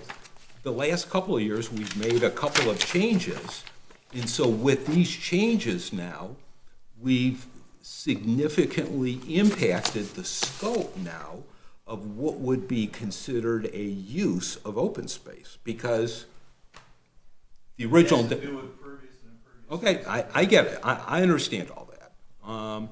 I understand that. So then I looked at it and I said, okay, what's our goal? So our goal as a community here is, it says it in our master plan.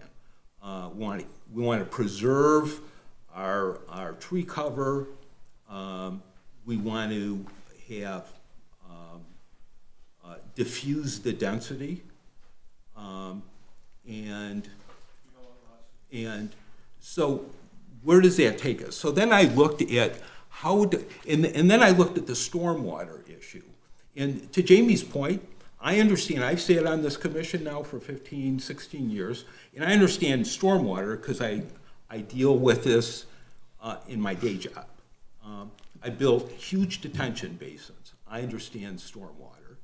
And we have, in our situation, we have older sites, but everything around us is old too, or it's the same age. The township, West Bloomfield, the municipalities I deal with, they're old too. Can I interject something for the Yes. record about the master plan? Yes. Because we did take a look at the master plan. So this is not verbatim, but it's, some of the reader types,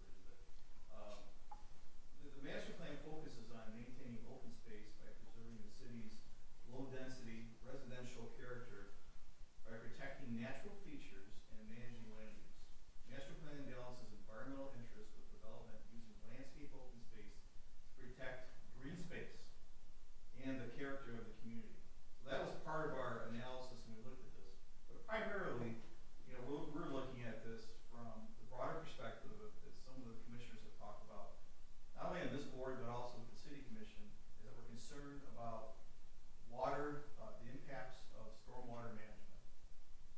simply reducing or eliminating these, yeah, I mean, I suppose Dave, you if you'd excuse me, Well, let me finish, I got one sentence left.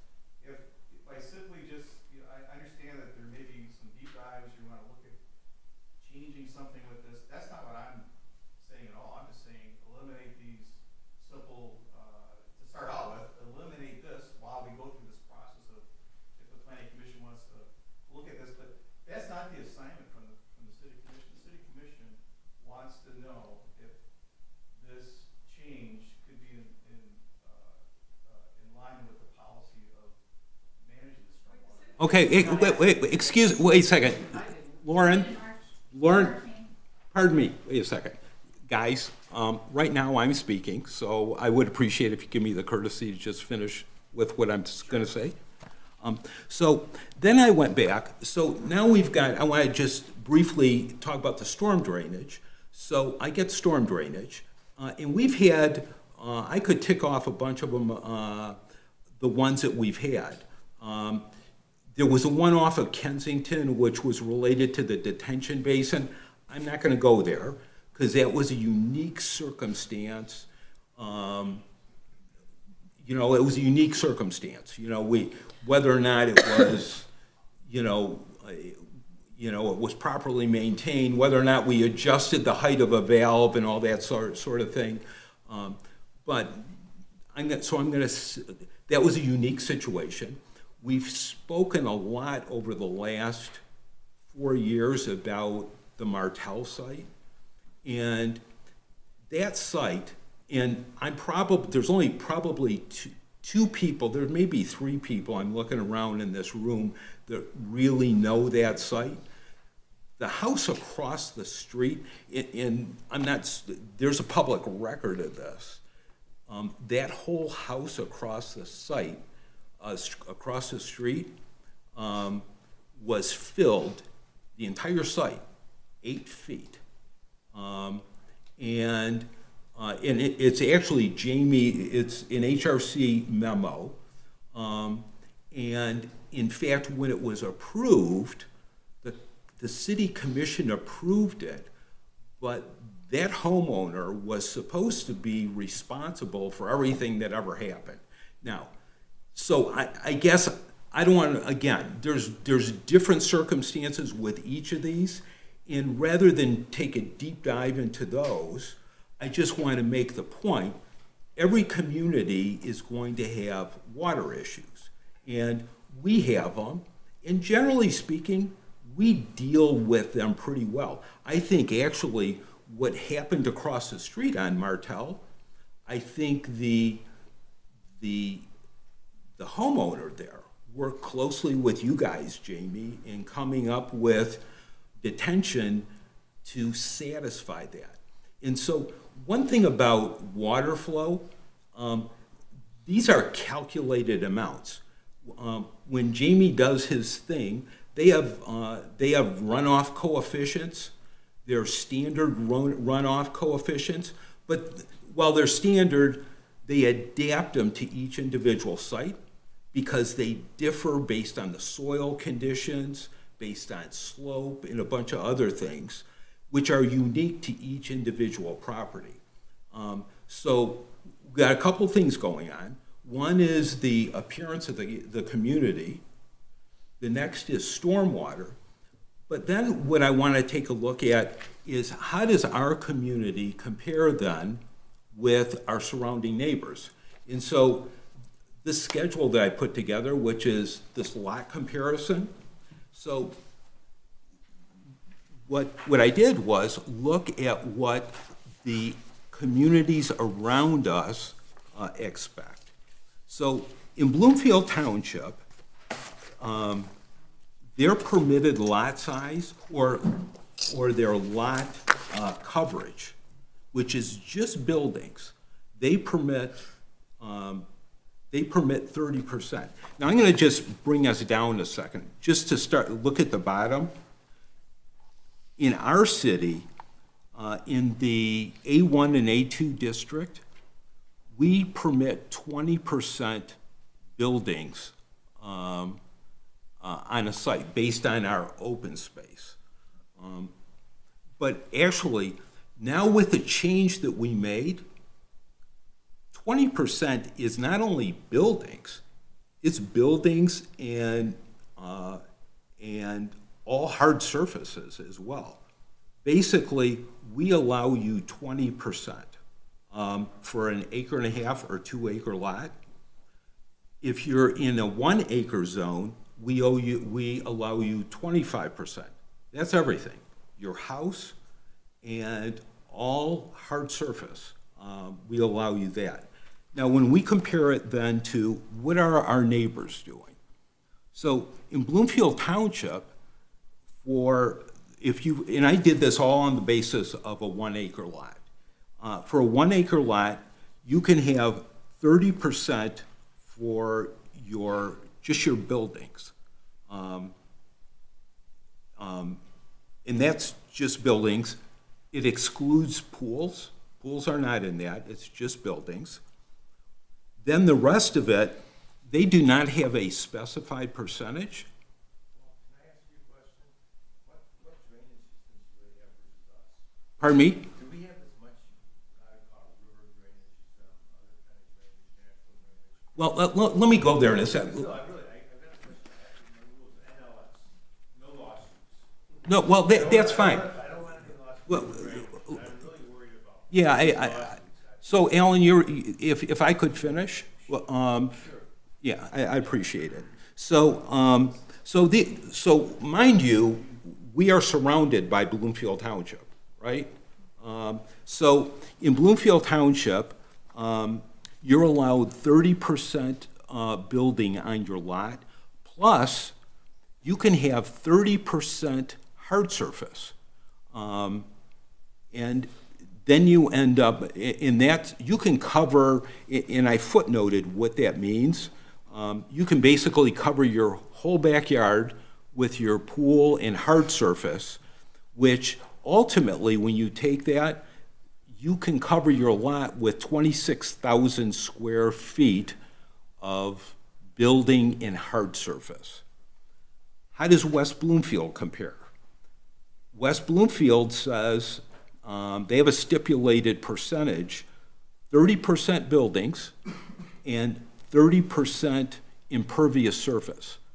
So basically, you can cover your site with up to 26,000 square feet of surface. In Birmingham, it's the same thing. You can cover your 1 acre lot with 26,000 square feet. Now, in their permitted lot coverage, that includes pools. In Rochester Hills, they allow 25% for your building, but they allow 30%. Actually, you can cover in Rochester Hills, you can cover your entire backyard with hard surface, except you got to keep 5 feet around the perimeter of the site. Can I know you have to give someone, a chance to maybe talk. Well, I really would like to say that it seems like you're arguing to have less or more pervious surface. well, I don't know. well, this is where I'm headed. I'll be done in 5 minutes. I'll be done in 5 minutes. You're saying that I'm not sure that are exactly completely accurate. I'd like to have Well, they're certainly welcome to do that. I'd like to just finish because I took the time to do this. So, now, I guess the next thing is, where is the city of Bloomfield Hills? So in our city, so one proposal on the table is get rid of the exceptions.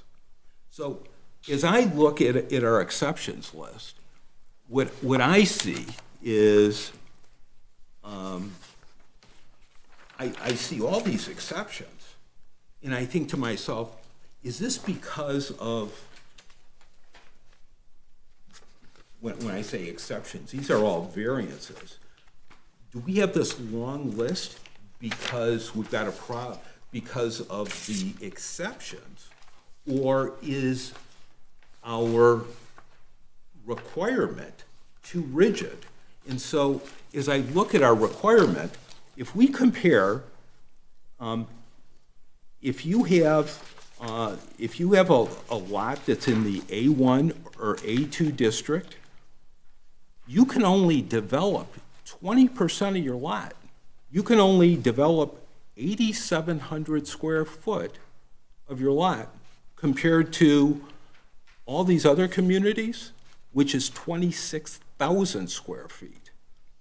If you're in the A3 district, you can develop 10,000 square feet. So the city is now restricting the use of the real estate that the people that live here, we're restricting the use of our real estate significantly. And so I could attack I could discuss this on an engineering level, just based on, we could start talking about runoff coefficients and how we compare with others, or we can just look at this based on how do we shape up compared to our neighbors, and is it fair to the residents to say that if we live in Bloomfield Township. So one example that came to mind is when we talked about Martell, the storm drainage for the Martell site runs right down Martell into the storm drain that's in the basin on the golf course. Isn't that right, Jamie? That's what I remember. Right, but that's where all that water ends up going. So where I'm headed with this is, so if I lived at the corner of Martell and Quarton, I can develop, and I had a 1 acre site, I can develop 10,000 square feet of that site with building and hard surface.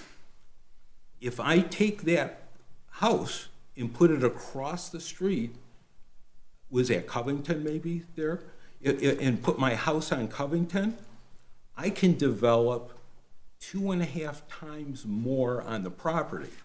Now, I don't want to leave this conversation with anyone thinking that I'm proposing that we go to these extremes. What I look at is not that we should be eliminating exceptions. I think that we've not been necessarily, up until we started amending this a couple of years ago, I don't know that we necessarily always applied the rule the right way, because we may have been calling pools a use of open space when, according to the ordinance, it wasn't, because it's not a building. But what we should be doing is considering not eliminating the exceptions, but providing, looking at this as a tack of doing what every other community is doing, which is have a lot coverage, and then for buildings, and then have a provision that adds in a hard surface option so that people can develop the rest of their site. When I look at this, frankly, I'm not even sure. I look at these applications that we don't see many of them. I mean, a lot of these are going through ZBA, so we're not seeing these. But it strikes me, I don't even know how you enforce something like this. Most of these communities, and I called them up, they don't even have, you don't even have to pull permits to do these. You can just go fill your backyard with patio pavers, and there's no permits. So what's happening here is if we have people that are building their houses and they're coming right to I've watched these people, they put grass around their pools instead of, just to get down to that minimum, just to hit that number. I'm not sure that people aren't later on calling their landscaper out and saying, hey, I want to put a deck in, I want to increase the size of my patio pavers. So unless we want to increase, if we take a hard look at this and say, how do you even monitor whether or not someone is putting more patio pavers in their backyard? I think it's very difficult to monitor. So bottom line, where I would leave this is a comparison of where we stand. I'm not sure that we always apply the rules uniformly in terms of open space. I mean, where we've been, we've been. We have a lot of variances. I think one way to solve this is to come up with, not eliminate the exceptions, but rather look at the exceptions. How much have we been asking people to vary? And maybe that's 10% or so. And let's bake that into our calculation. It'll still be well below the 30% that other communities are doing, and it'll give us flexibility. It'll give homeowners, I mean, people are spending $1 million an acre in this city to buy raw dirt right now. And to tell someone who spends $1 million that you can only develop, 9,000 square feet of your 43,000 square foot property, I think we should all look at that. So those are my comments. And please. I appreciate it. I guess I just wanna, there's a few things, a lot to unpack there, but, on one planning commission, I'm personally not too concerned about how every other city does it. The density in other cities is completely different here, and I think density is one of the main things that's even in the master plan. So I'm not sure the comparison to Birmingham and things of that nature is really helpful in the conversation, because those houses are shoehorned in over there, and I know that their landscape open space is completely different, and whether they call it landscape open space, or they call it stuff on the property, or whatever the case may be, I'm just more interested in protecting the community, getting the phone call from the resident down the street that says, hey, you got this new house going up, and my yard is now flooding because of that. Now, maybe that's true, maybe that isn't, but I believe. Dave, I thought that's what we rely on Gibbles for when someone proposes a new house and we ask them, is the Well- runoff okay, and they say it's okay. Gibbles, it's I actually mean, our engineers. not Gibbles, I'm sorry. From now on, it's Gibbles. Sorry, I mean, we always look to them to, Well, and we did look to them. Tell us it won't And I do want, that, just I'd like on to the have, last and we do look to them, and I'd like to have Jamie, respond to some of this, because I think that our team here has found a small problem that I think we can fix. I suppose we can get deep into this and recreate a bunch of things, and maybe that's a great thing to do, and maybe the city commission will want that to happen. But I'm bringing up a small thing that all of us on our team believe would provide expectations to everybody, could solve some of these, potentially solve, at least the empirical data shows it can reduce the water runoff. And this is not my expertise, it is our engineers' expertise and it's our planners' expertise about how they communicate and how they deal with these new construction homes and all the hardscape in it. I didn't get too deep like you are in all this other stuff. Maybe that's necessary down the road, but I'm trying to solve a little bit of a problem here, but I think maybe, I would hope the planning commission and the city commission would appreciate it. But Jamie, do you So I wanna comment on it? Yeah, I want to add just a couple things. So, I think this is two different things, and I don't care what you call it, and that's the planning side of it, which is to preserve the character of this community. Let's just all agree that's our number one goal, preserve the character of the community. Beneath that are a lot of other things, and the other idea here is, whether stormwater management, whatever. I think we see the exceptions and all the things you just mentioned, all the other communities. I don't think Dave or anybody is saying we should regulate down to 10% lot coverage of 9,000 square feet of lot. I think what we've identified, myself, coming here and having to explain to you why I believe a gravel driveway is more or less pervious for an applicant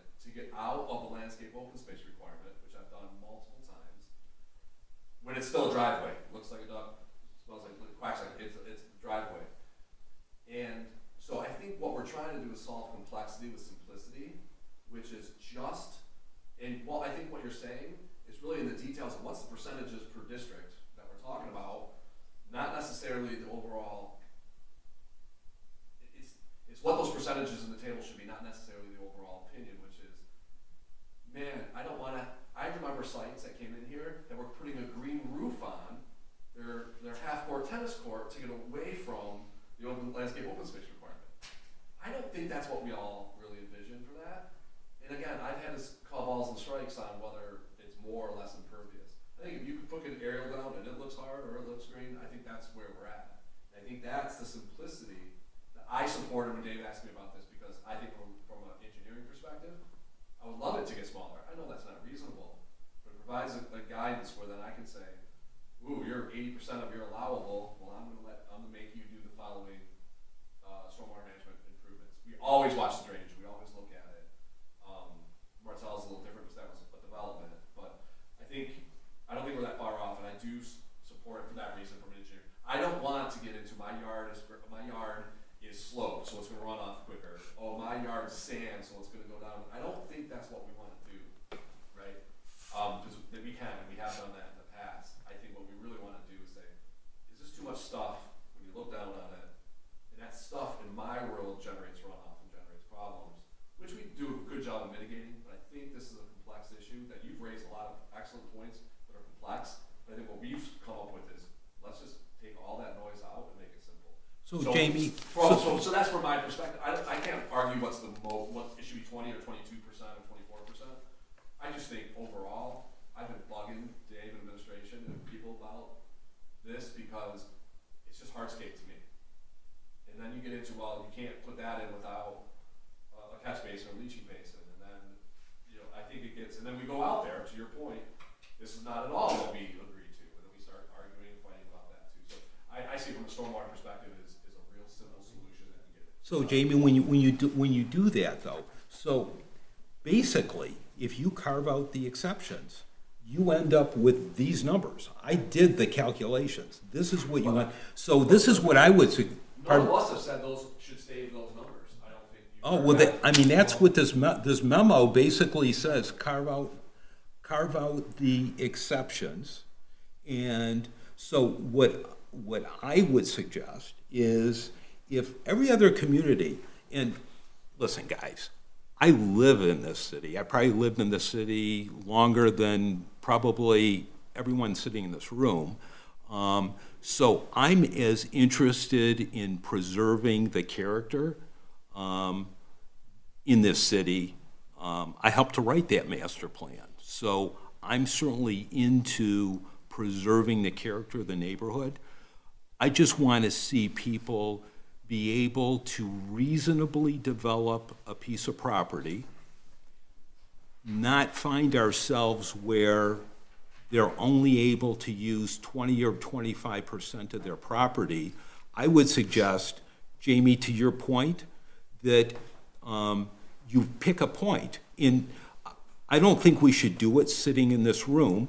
We should probably have a subcommittee meeting where we discuss if right now the A1 and A2 is 20% and A3 is 25%, and every other municipality is at 60%.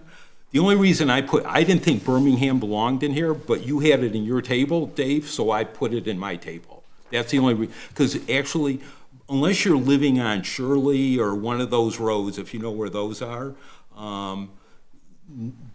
Birmingham doesn't fit, but I put it here. But West Bloomfield and Bloomfield Township do, and so if they're at 60% and we're at 20%, find someplace in the middle so that we don't have, if we went ahead and implemented a rule where we eliminated all the exceptions, now all these people will all have properties that are non-conforming properties. That doesn't, when you So, change an ordinance, that doesn't matter. well, Only matters if no, you- I understand, I understand how it works. I hear So, what you're saying, and, hey, if the percentage. So this needs- All I'm saying is that simplify this thing, get these exceptions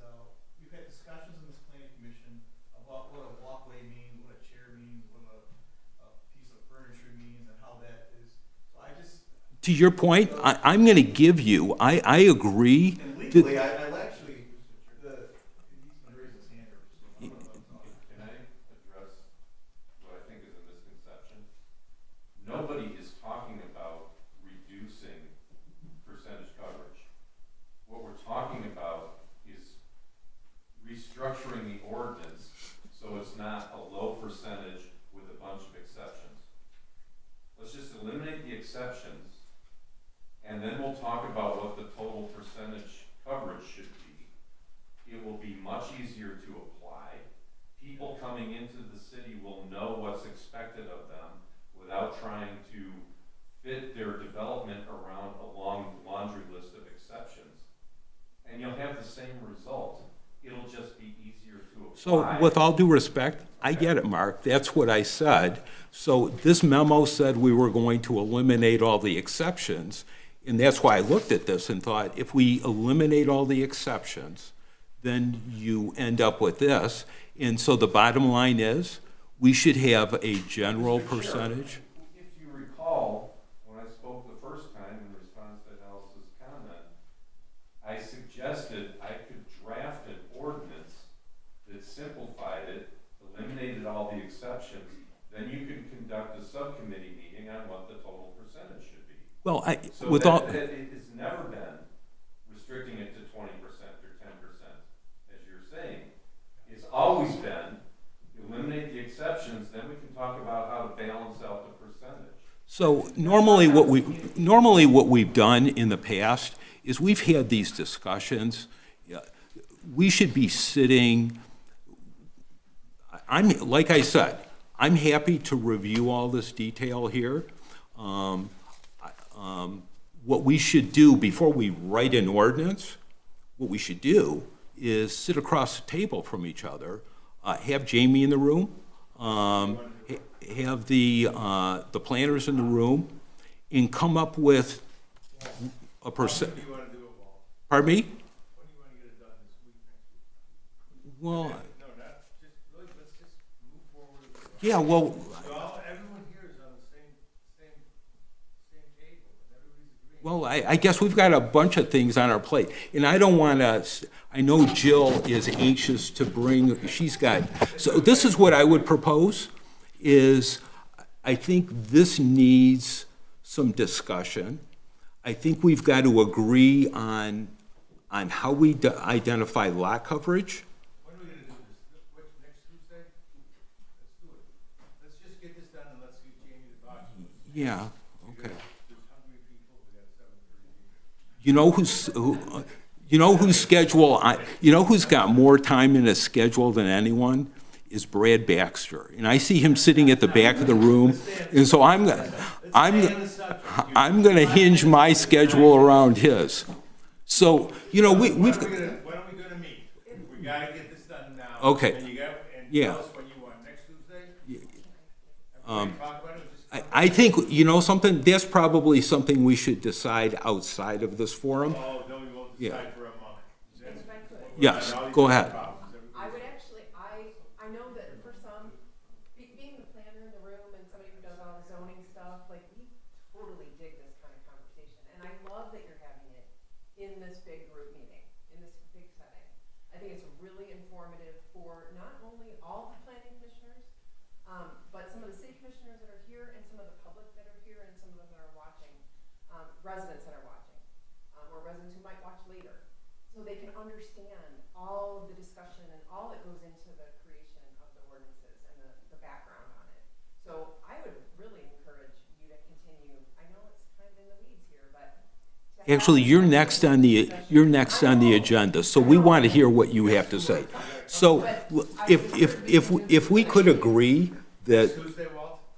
if we could agree that, that we can have a study session to review percentages and review these issues. But I have fellow commissioners here that have not had a chance to talk. And I want you to go. I'm not gonna add to this conversation. I think that it's important, it's an important topic. I think, Dave, your proposals, chipping away at the edges is a good idea. While it's concept is, and the review of the history is also important. You know, we don't need to get lost in the weeds with what we're doing. I think taking baby steps towards appropriate modifications are what we all want to do, and you know, picking the time to discuss this is also something we need to time management. So Soon. yeah. Okay. So I've got nothing more substantive. Alice, do you have anything? I agree with Will. I think it's helpful just to see someone's proposed draft of the revised, Yeah. whether it comes from the planners or Mark or Dave, where I think it's a good starting point to have a proposed draft of the amendments so that we can look at it. Instead of starting at the opposite end to put something together, it just seems like that takes a lot more time. If we could just work from some proposed document, so just a starting point, I'm not saying it's set in stone, but just something like that we can all discuss in our meeting, you know, in the public forum, complying with open meetings and being transparent. I just think, you know, it's a simple matter. It should be something we could achieve in an actual planning commission meeting. Do you have anything? No, I agree with both of them. I think you should meet next Tuesday. Yeah.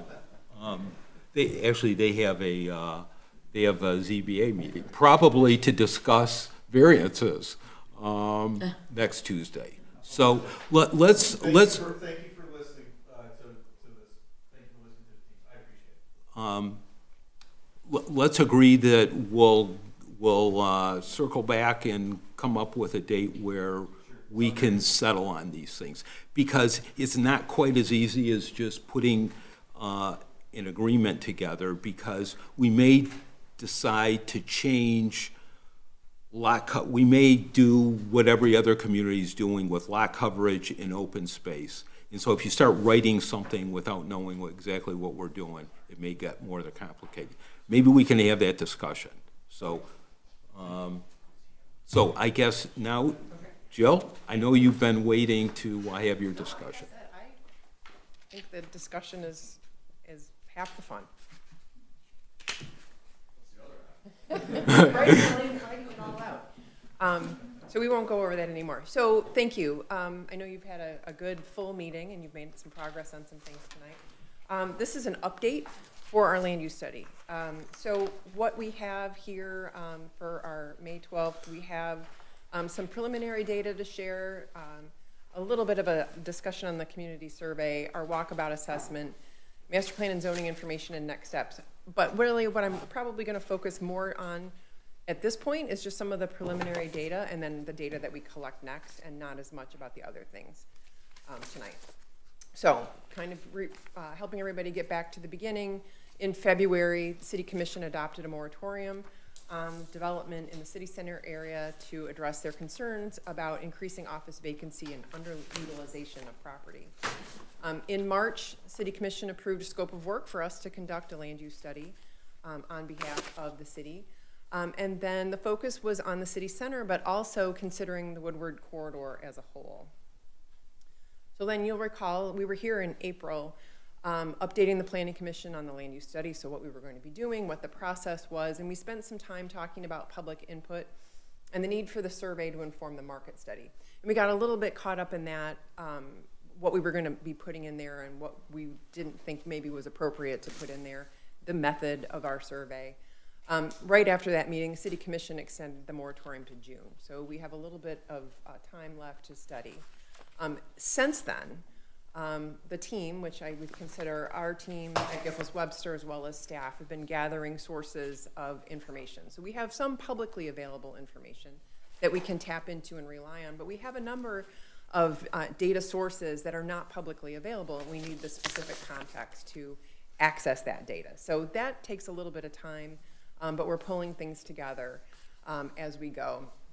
Some of our preliminary data sources include the census, SEMCOG, Southeast Michigan Council of Governments, a tremendous trove of data there. Esri is a data company that helps us with geographic information systems mapping and map analysis, spatial analysis. And Oakland County actually has some good economic development data as well.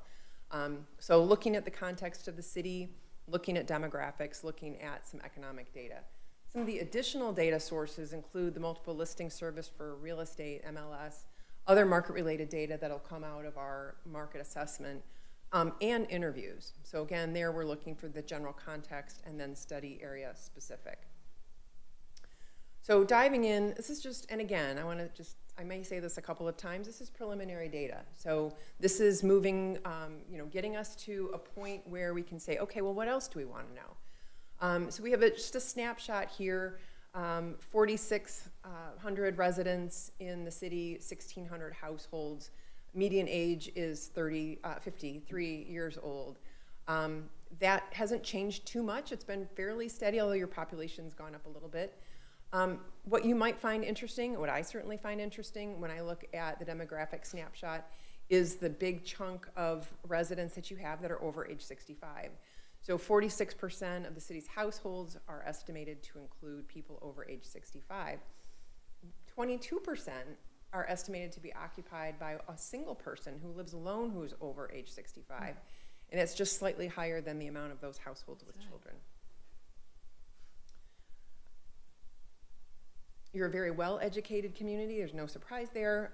It's reasonable to suggest that people who are well-educated are employed in professional level jobs, or perhaps were, if we think about our residents who may be retired by now. Of our 4,600 residents, we have about 2,000 in the workforce, and that subtracts out 818 children approximately, and 1,700 adults that aren't in the labor force, as perhaps they're retired. We have a snapshot of median household income. You can see the income distribution, and then how people spend their money. We're going to get into a little bit of that as we go on to the next slide. This one is really interesting. This is a snapshot that looks at what households spend compared to the average in the United States. So for example, if we looked at the first one, housing, if our average is 100, the average household in Bloomfield Hills spends 165% more than the US average. And you can see that's clearly above and beyond for all the categories, which is not surprising. I think it is interesting when we look at the next slide, which is the businesses per 1,000 of population. And the businesses that are the most dense that you have here: healthcare, social services, finance and insurance, professional and technical services. But restaurants and retail are pretty much the same as everybody else. So clearly there are a lot of dollars in the community that are being spent outside the community. I just noted there is the note about manufacturing and how that looks like it's a little bit high compared to Michigan and the United States. And it represents people working for manufacturing firms regardless of what their roles are. So it's not that we have manufacturing facilities here, but we likely have a lot of businesses that relate to those industries. Switching over to our land use, we know that the community is almost, over half single-family residential, and of those, 70% of those have a lot size of an acre or more. If we look at the transportation network, we see the city predominantly comprised of lower volume roads, but you have two very important high volume regional arterials of Woodward, which is under the jurisdiction of the state through the Michigan Department of Transportation, MDOT, the primary north-south connector connecting Detroit to the suburbs in Oakland County, about 27,000 vehicles per day going through Bloomfield Hills. I included the whole region there so that you could kind of get an idea of the color of that road and how it changes as you go, north through Pontiac, and then south. But Long Lake Road, which is a road commission for Oakland County jurisdiction, a county road, serves as a very strong east-west corridor commuter route. So about 20 to 26,000 vehicles per day. You can see, here it is. You can see it tapers off as more that you go west. And it's even a little bit less going to the east. But you can see, some of the other roads, Corton, 16 Mile, still being pretty strong for that east-west corridor as it goes over to I-75. Remember back, we said we had 2,000 people in the workforce here in Bloomfield Hills, the average commute time is 23 minutes. So it does start to tell us that people are working elsewhere, outside the city. Of the folks who are working, 75% drove alone, 4.7% carpool, and 17% work at home, and that's up from 10% in 2010, which doesn't surprise us, as we know, technology has enabled more people to work from home. COVID certainly ramped that up and accelerated that trend, and so we can see that there. Just from a safety standpoint, looking at traffic crash frequency, this is from 2024, and all the dots represent any type of collision.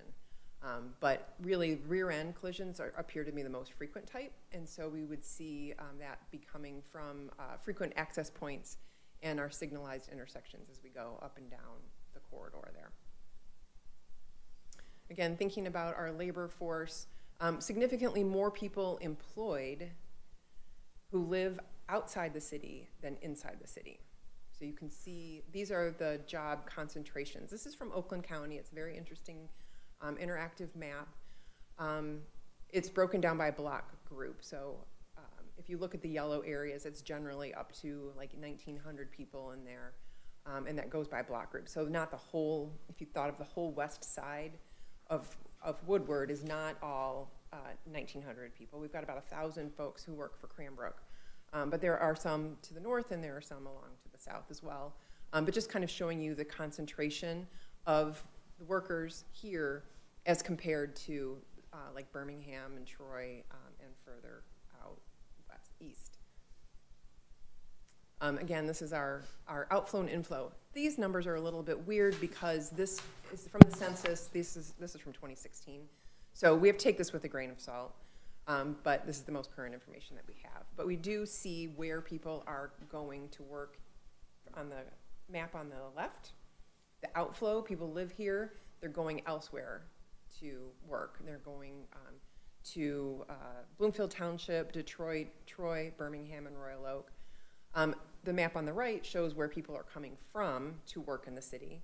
That's Troy, Royal Oak, Detroit, Bloomfield Township, and Waterford Township.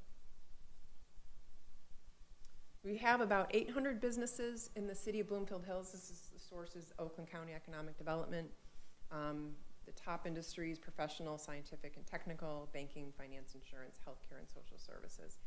Most businesses in the city are small with 1 to 4 employees, although we do have some that have a significant, 100 or more. And then this one is also from Oakland County.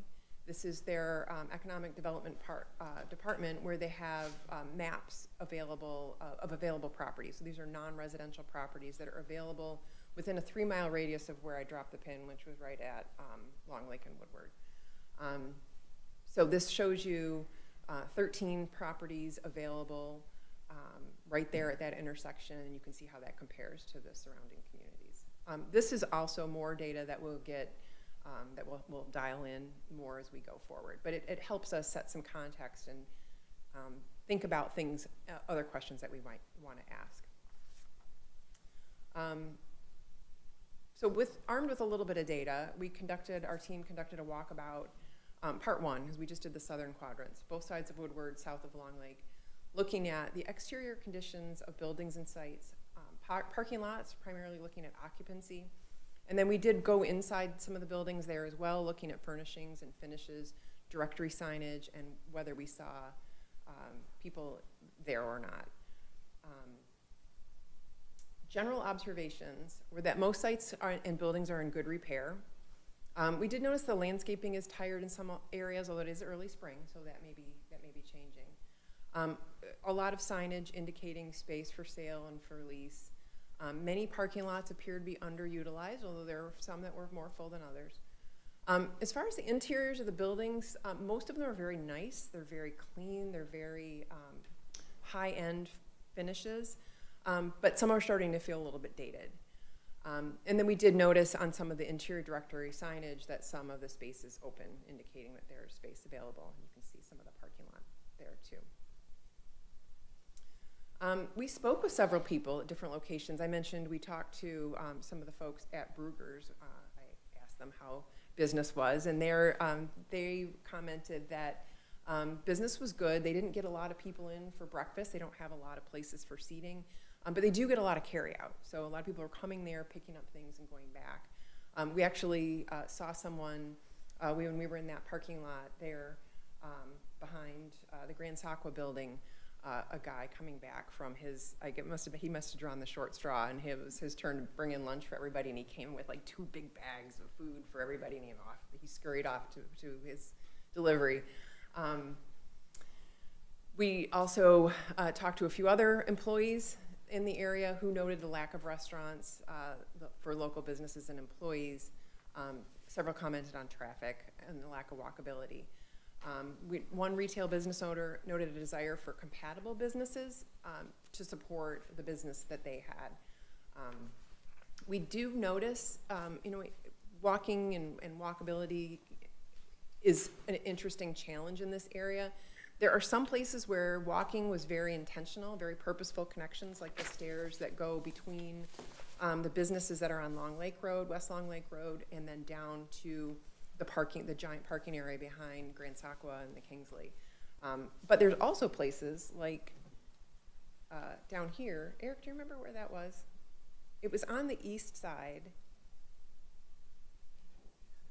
I can picture it, but anyway, you can see that someone is trying. People, more than one person, is going through here. So they're making their own path.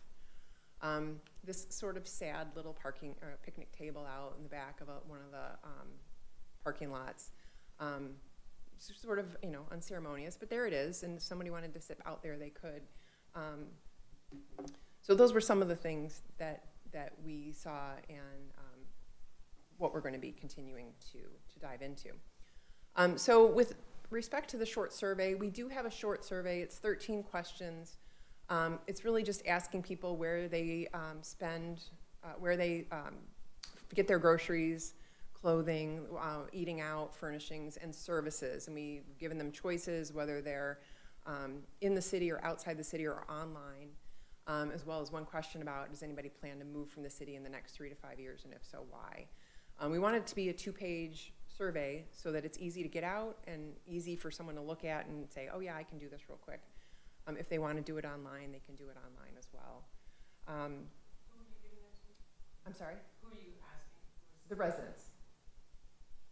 That was if you recall, at the last meeting, we talked about having that sent out.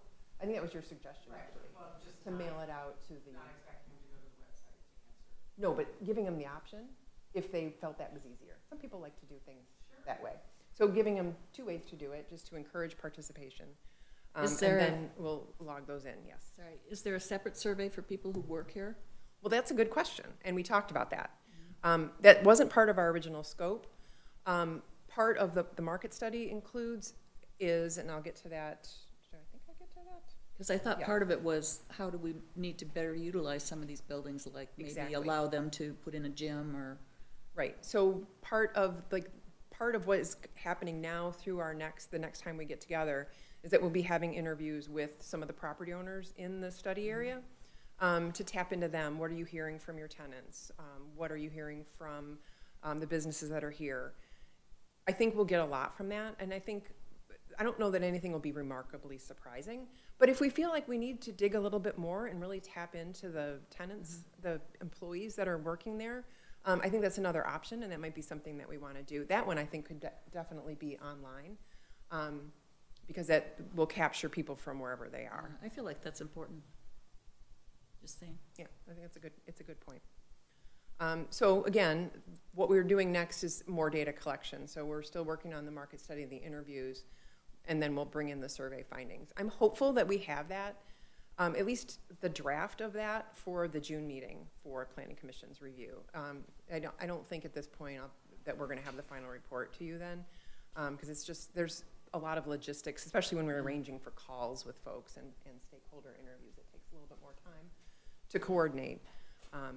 But that's where we're at. So I'm happy to answer any questions that you might have or comments.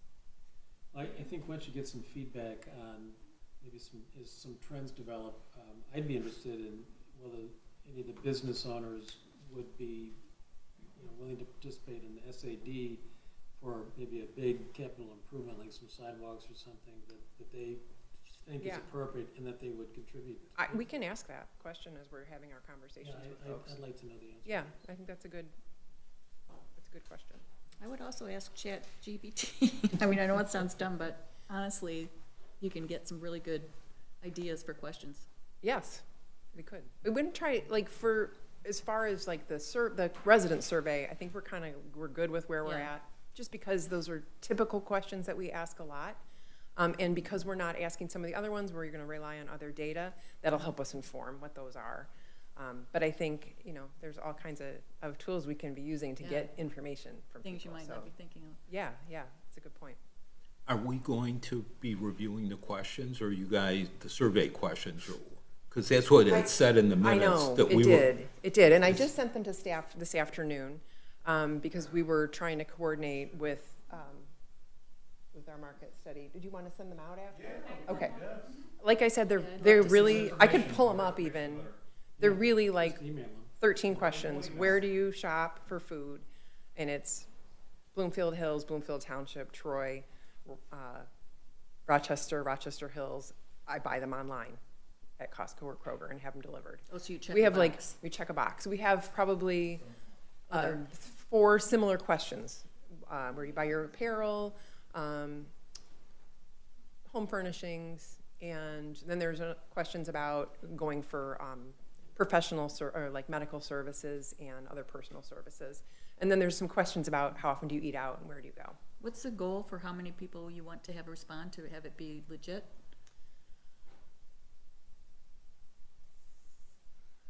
I don't know the exact number. I mean, is it a But percentage of? certainly, yeah, I mean, if we could get anywhere from 10 to 20%, I think would be really good. That's not a lot, but I feel confident Do that we'll people get get this that. in the mail, or do they We're gonna, get they will get it in the mail. in the mail? Yeah. Okay. So we have a little lag time for the mailing. But maybe some folks will do it online and then we'll get their answers a little bit quicker. Will you be tracking who replies? Well, we're gonna have a code because we wanted to make sure that residents respond. I mean, are you going to know But individual, I place a reply with a house? Or we won't No. share that publicly. You're not gonna even know that, or? Well, the last time we did a survey, recall Cobalt did that. We have told Giffords that we would do that internally, so we'll have a tracking system. But as Cobalt did when they did their survey, that was not public information. Right. It was protected, and we did it to verify that they're residents. Right, that's the only purpose for that. So Amy, will you know who the residents are, or just that they are residents? We will know an address. And can more than one person reply at an address?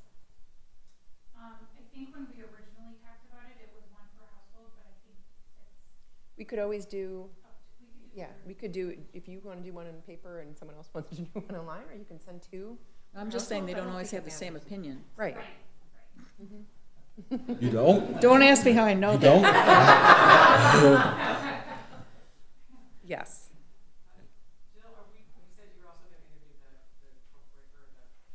property owners, and are you, because the moratorium ends in June, but that doesn't, we need time in advance of when that ends to analyze it and come up with a plan. Right. So it would help us tremendously if you didn't just present everything in June or mid-June, because that doesn't give us, we need time to I understand. digest your information. Right, and the challenge, yes, and I totally understand that and respect that you have It's time. been 3 months, so, and I really appreciate all the input. We have had to work through quite a bit with the scope and also the data collection. So we've had to go back and forth on the survey, so we are behind on the market assessment portion with the survey that goes with it.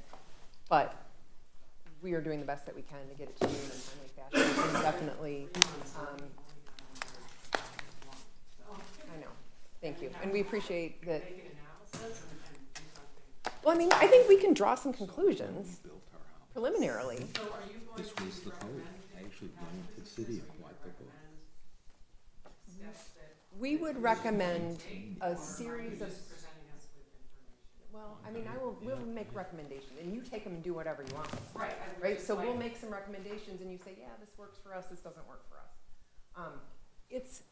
I can tell you that based on what we've seen preliminarily what we've seen when we've walked around, we've heard from the people that we talked to, that I think some additional flexibility in the uses that you allow in this area, and then perhaps as we go further down, that's a slightly different conversation. But, because that, I think, is a little bit, if we looked at the hierarchy of importance, what we know is important is the appearance of this area.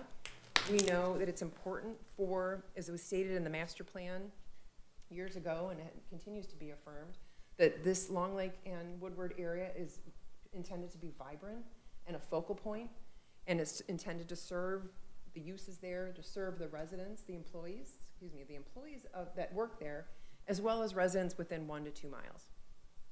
So knowing that, we would say, general recommendation, we want to do what we can to support the property owners in that district so that the buildings are continued to be desirable, that they continue to be as full as possible.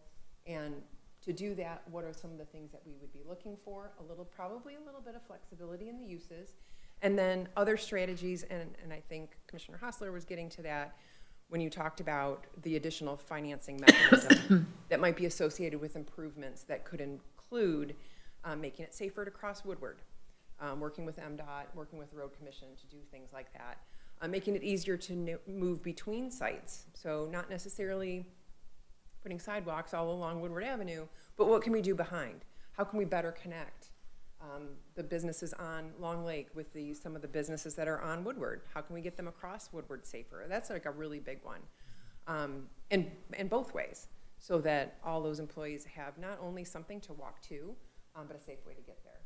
So, I think those will be along the lines of the things that we recommend. So I don't think that when you get it, if we give you the preliminary findings in June, it will be wildly different. I don't think.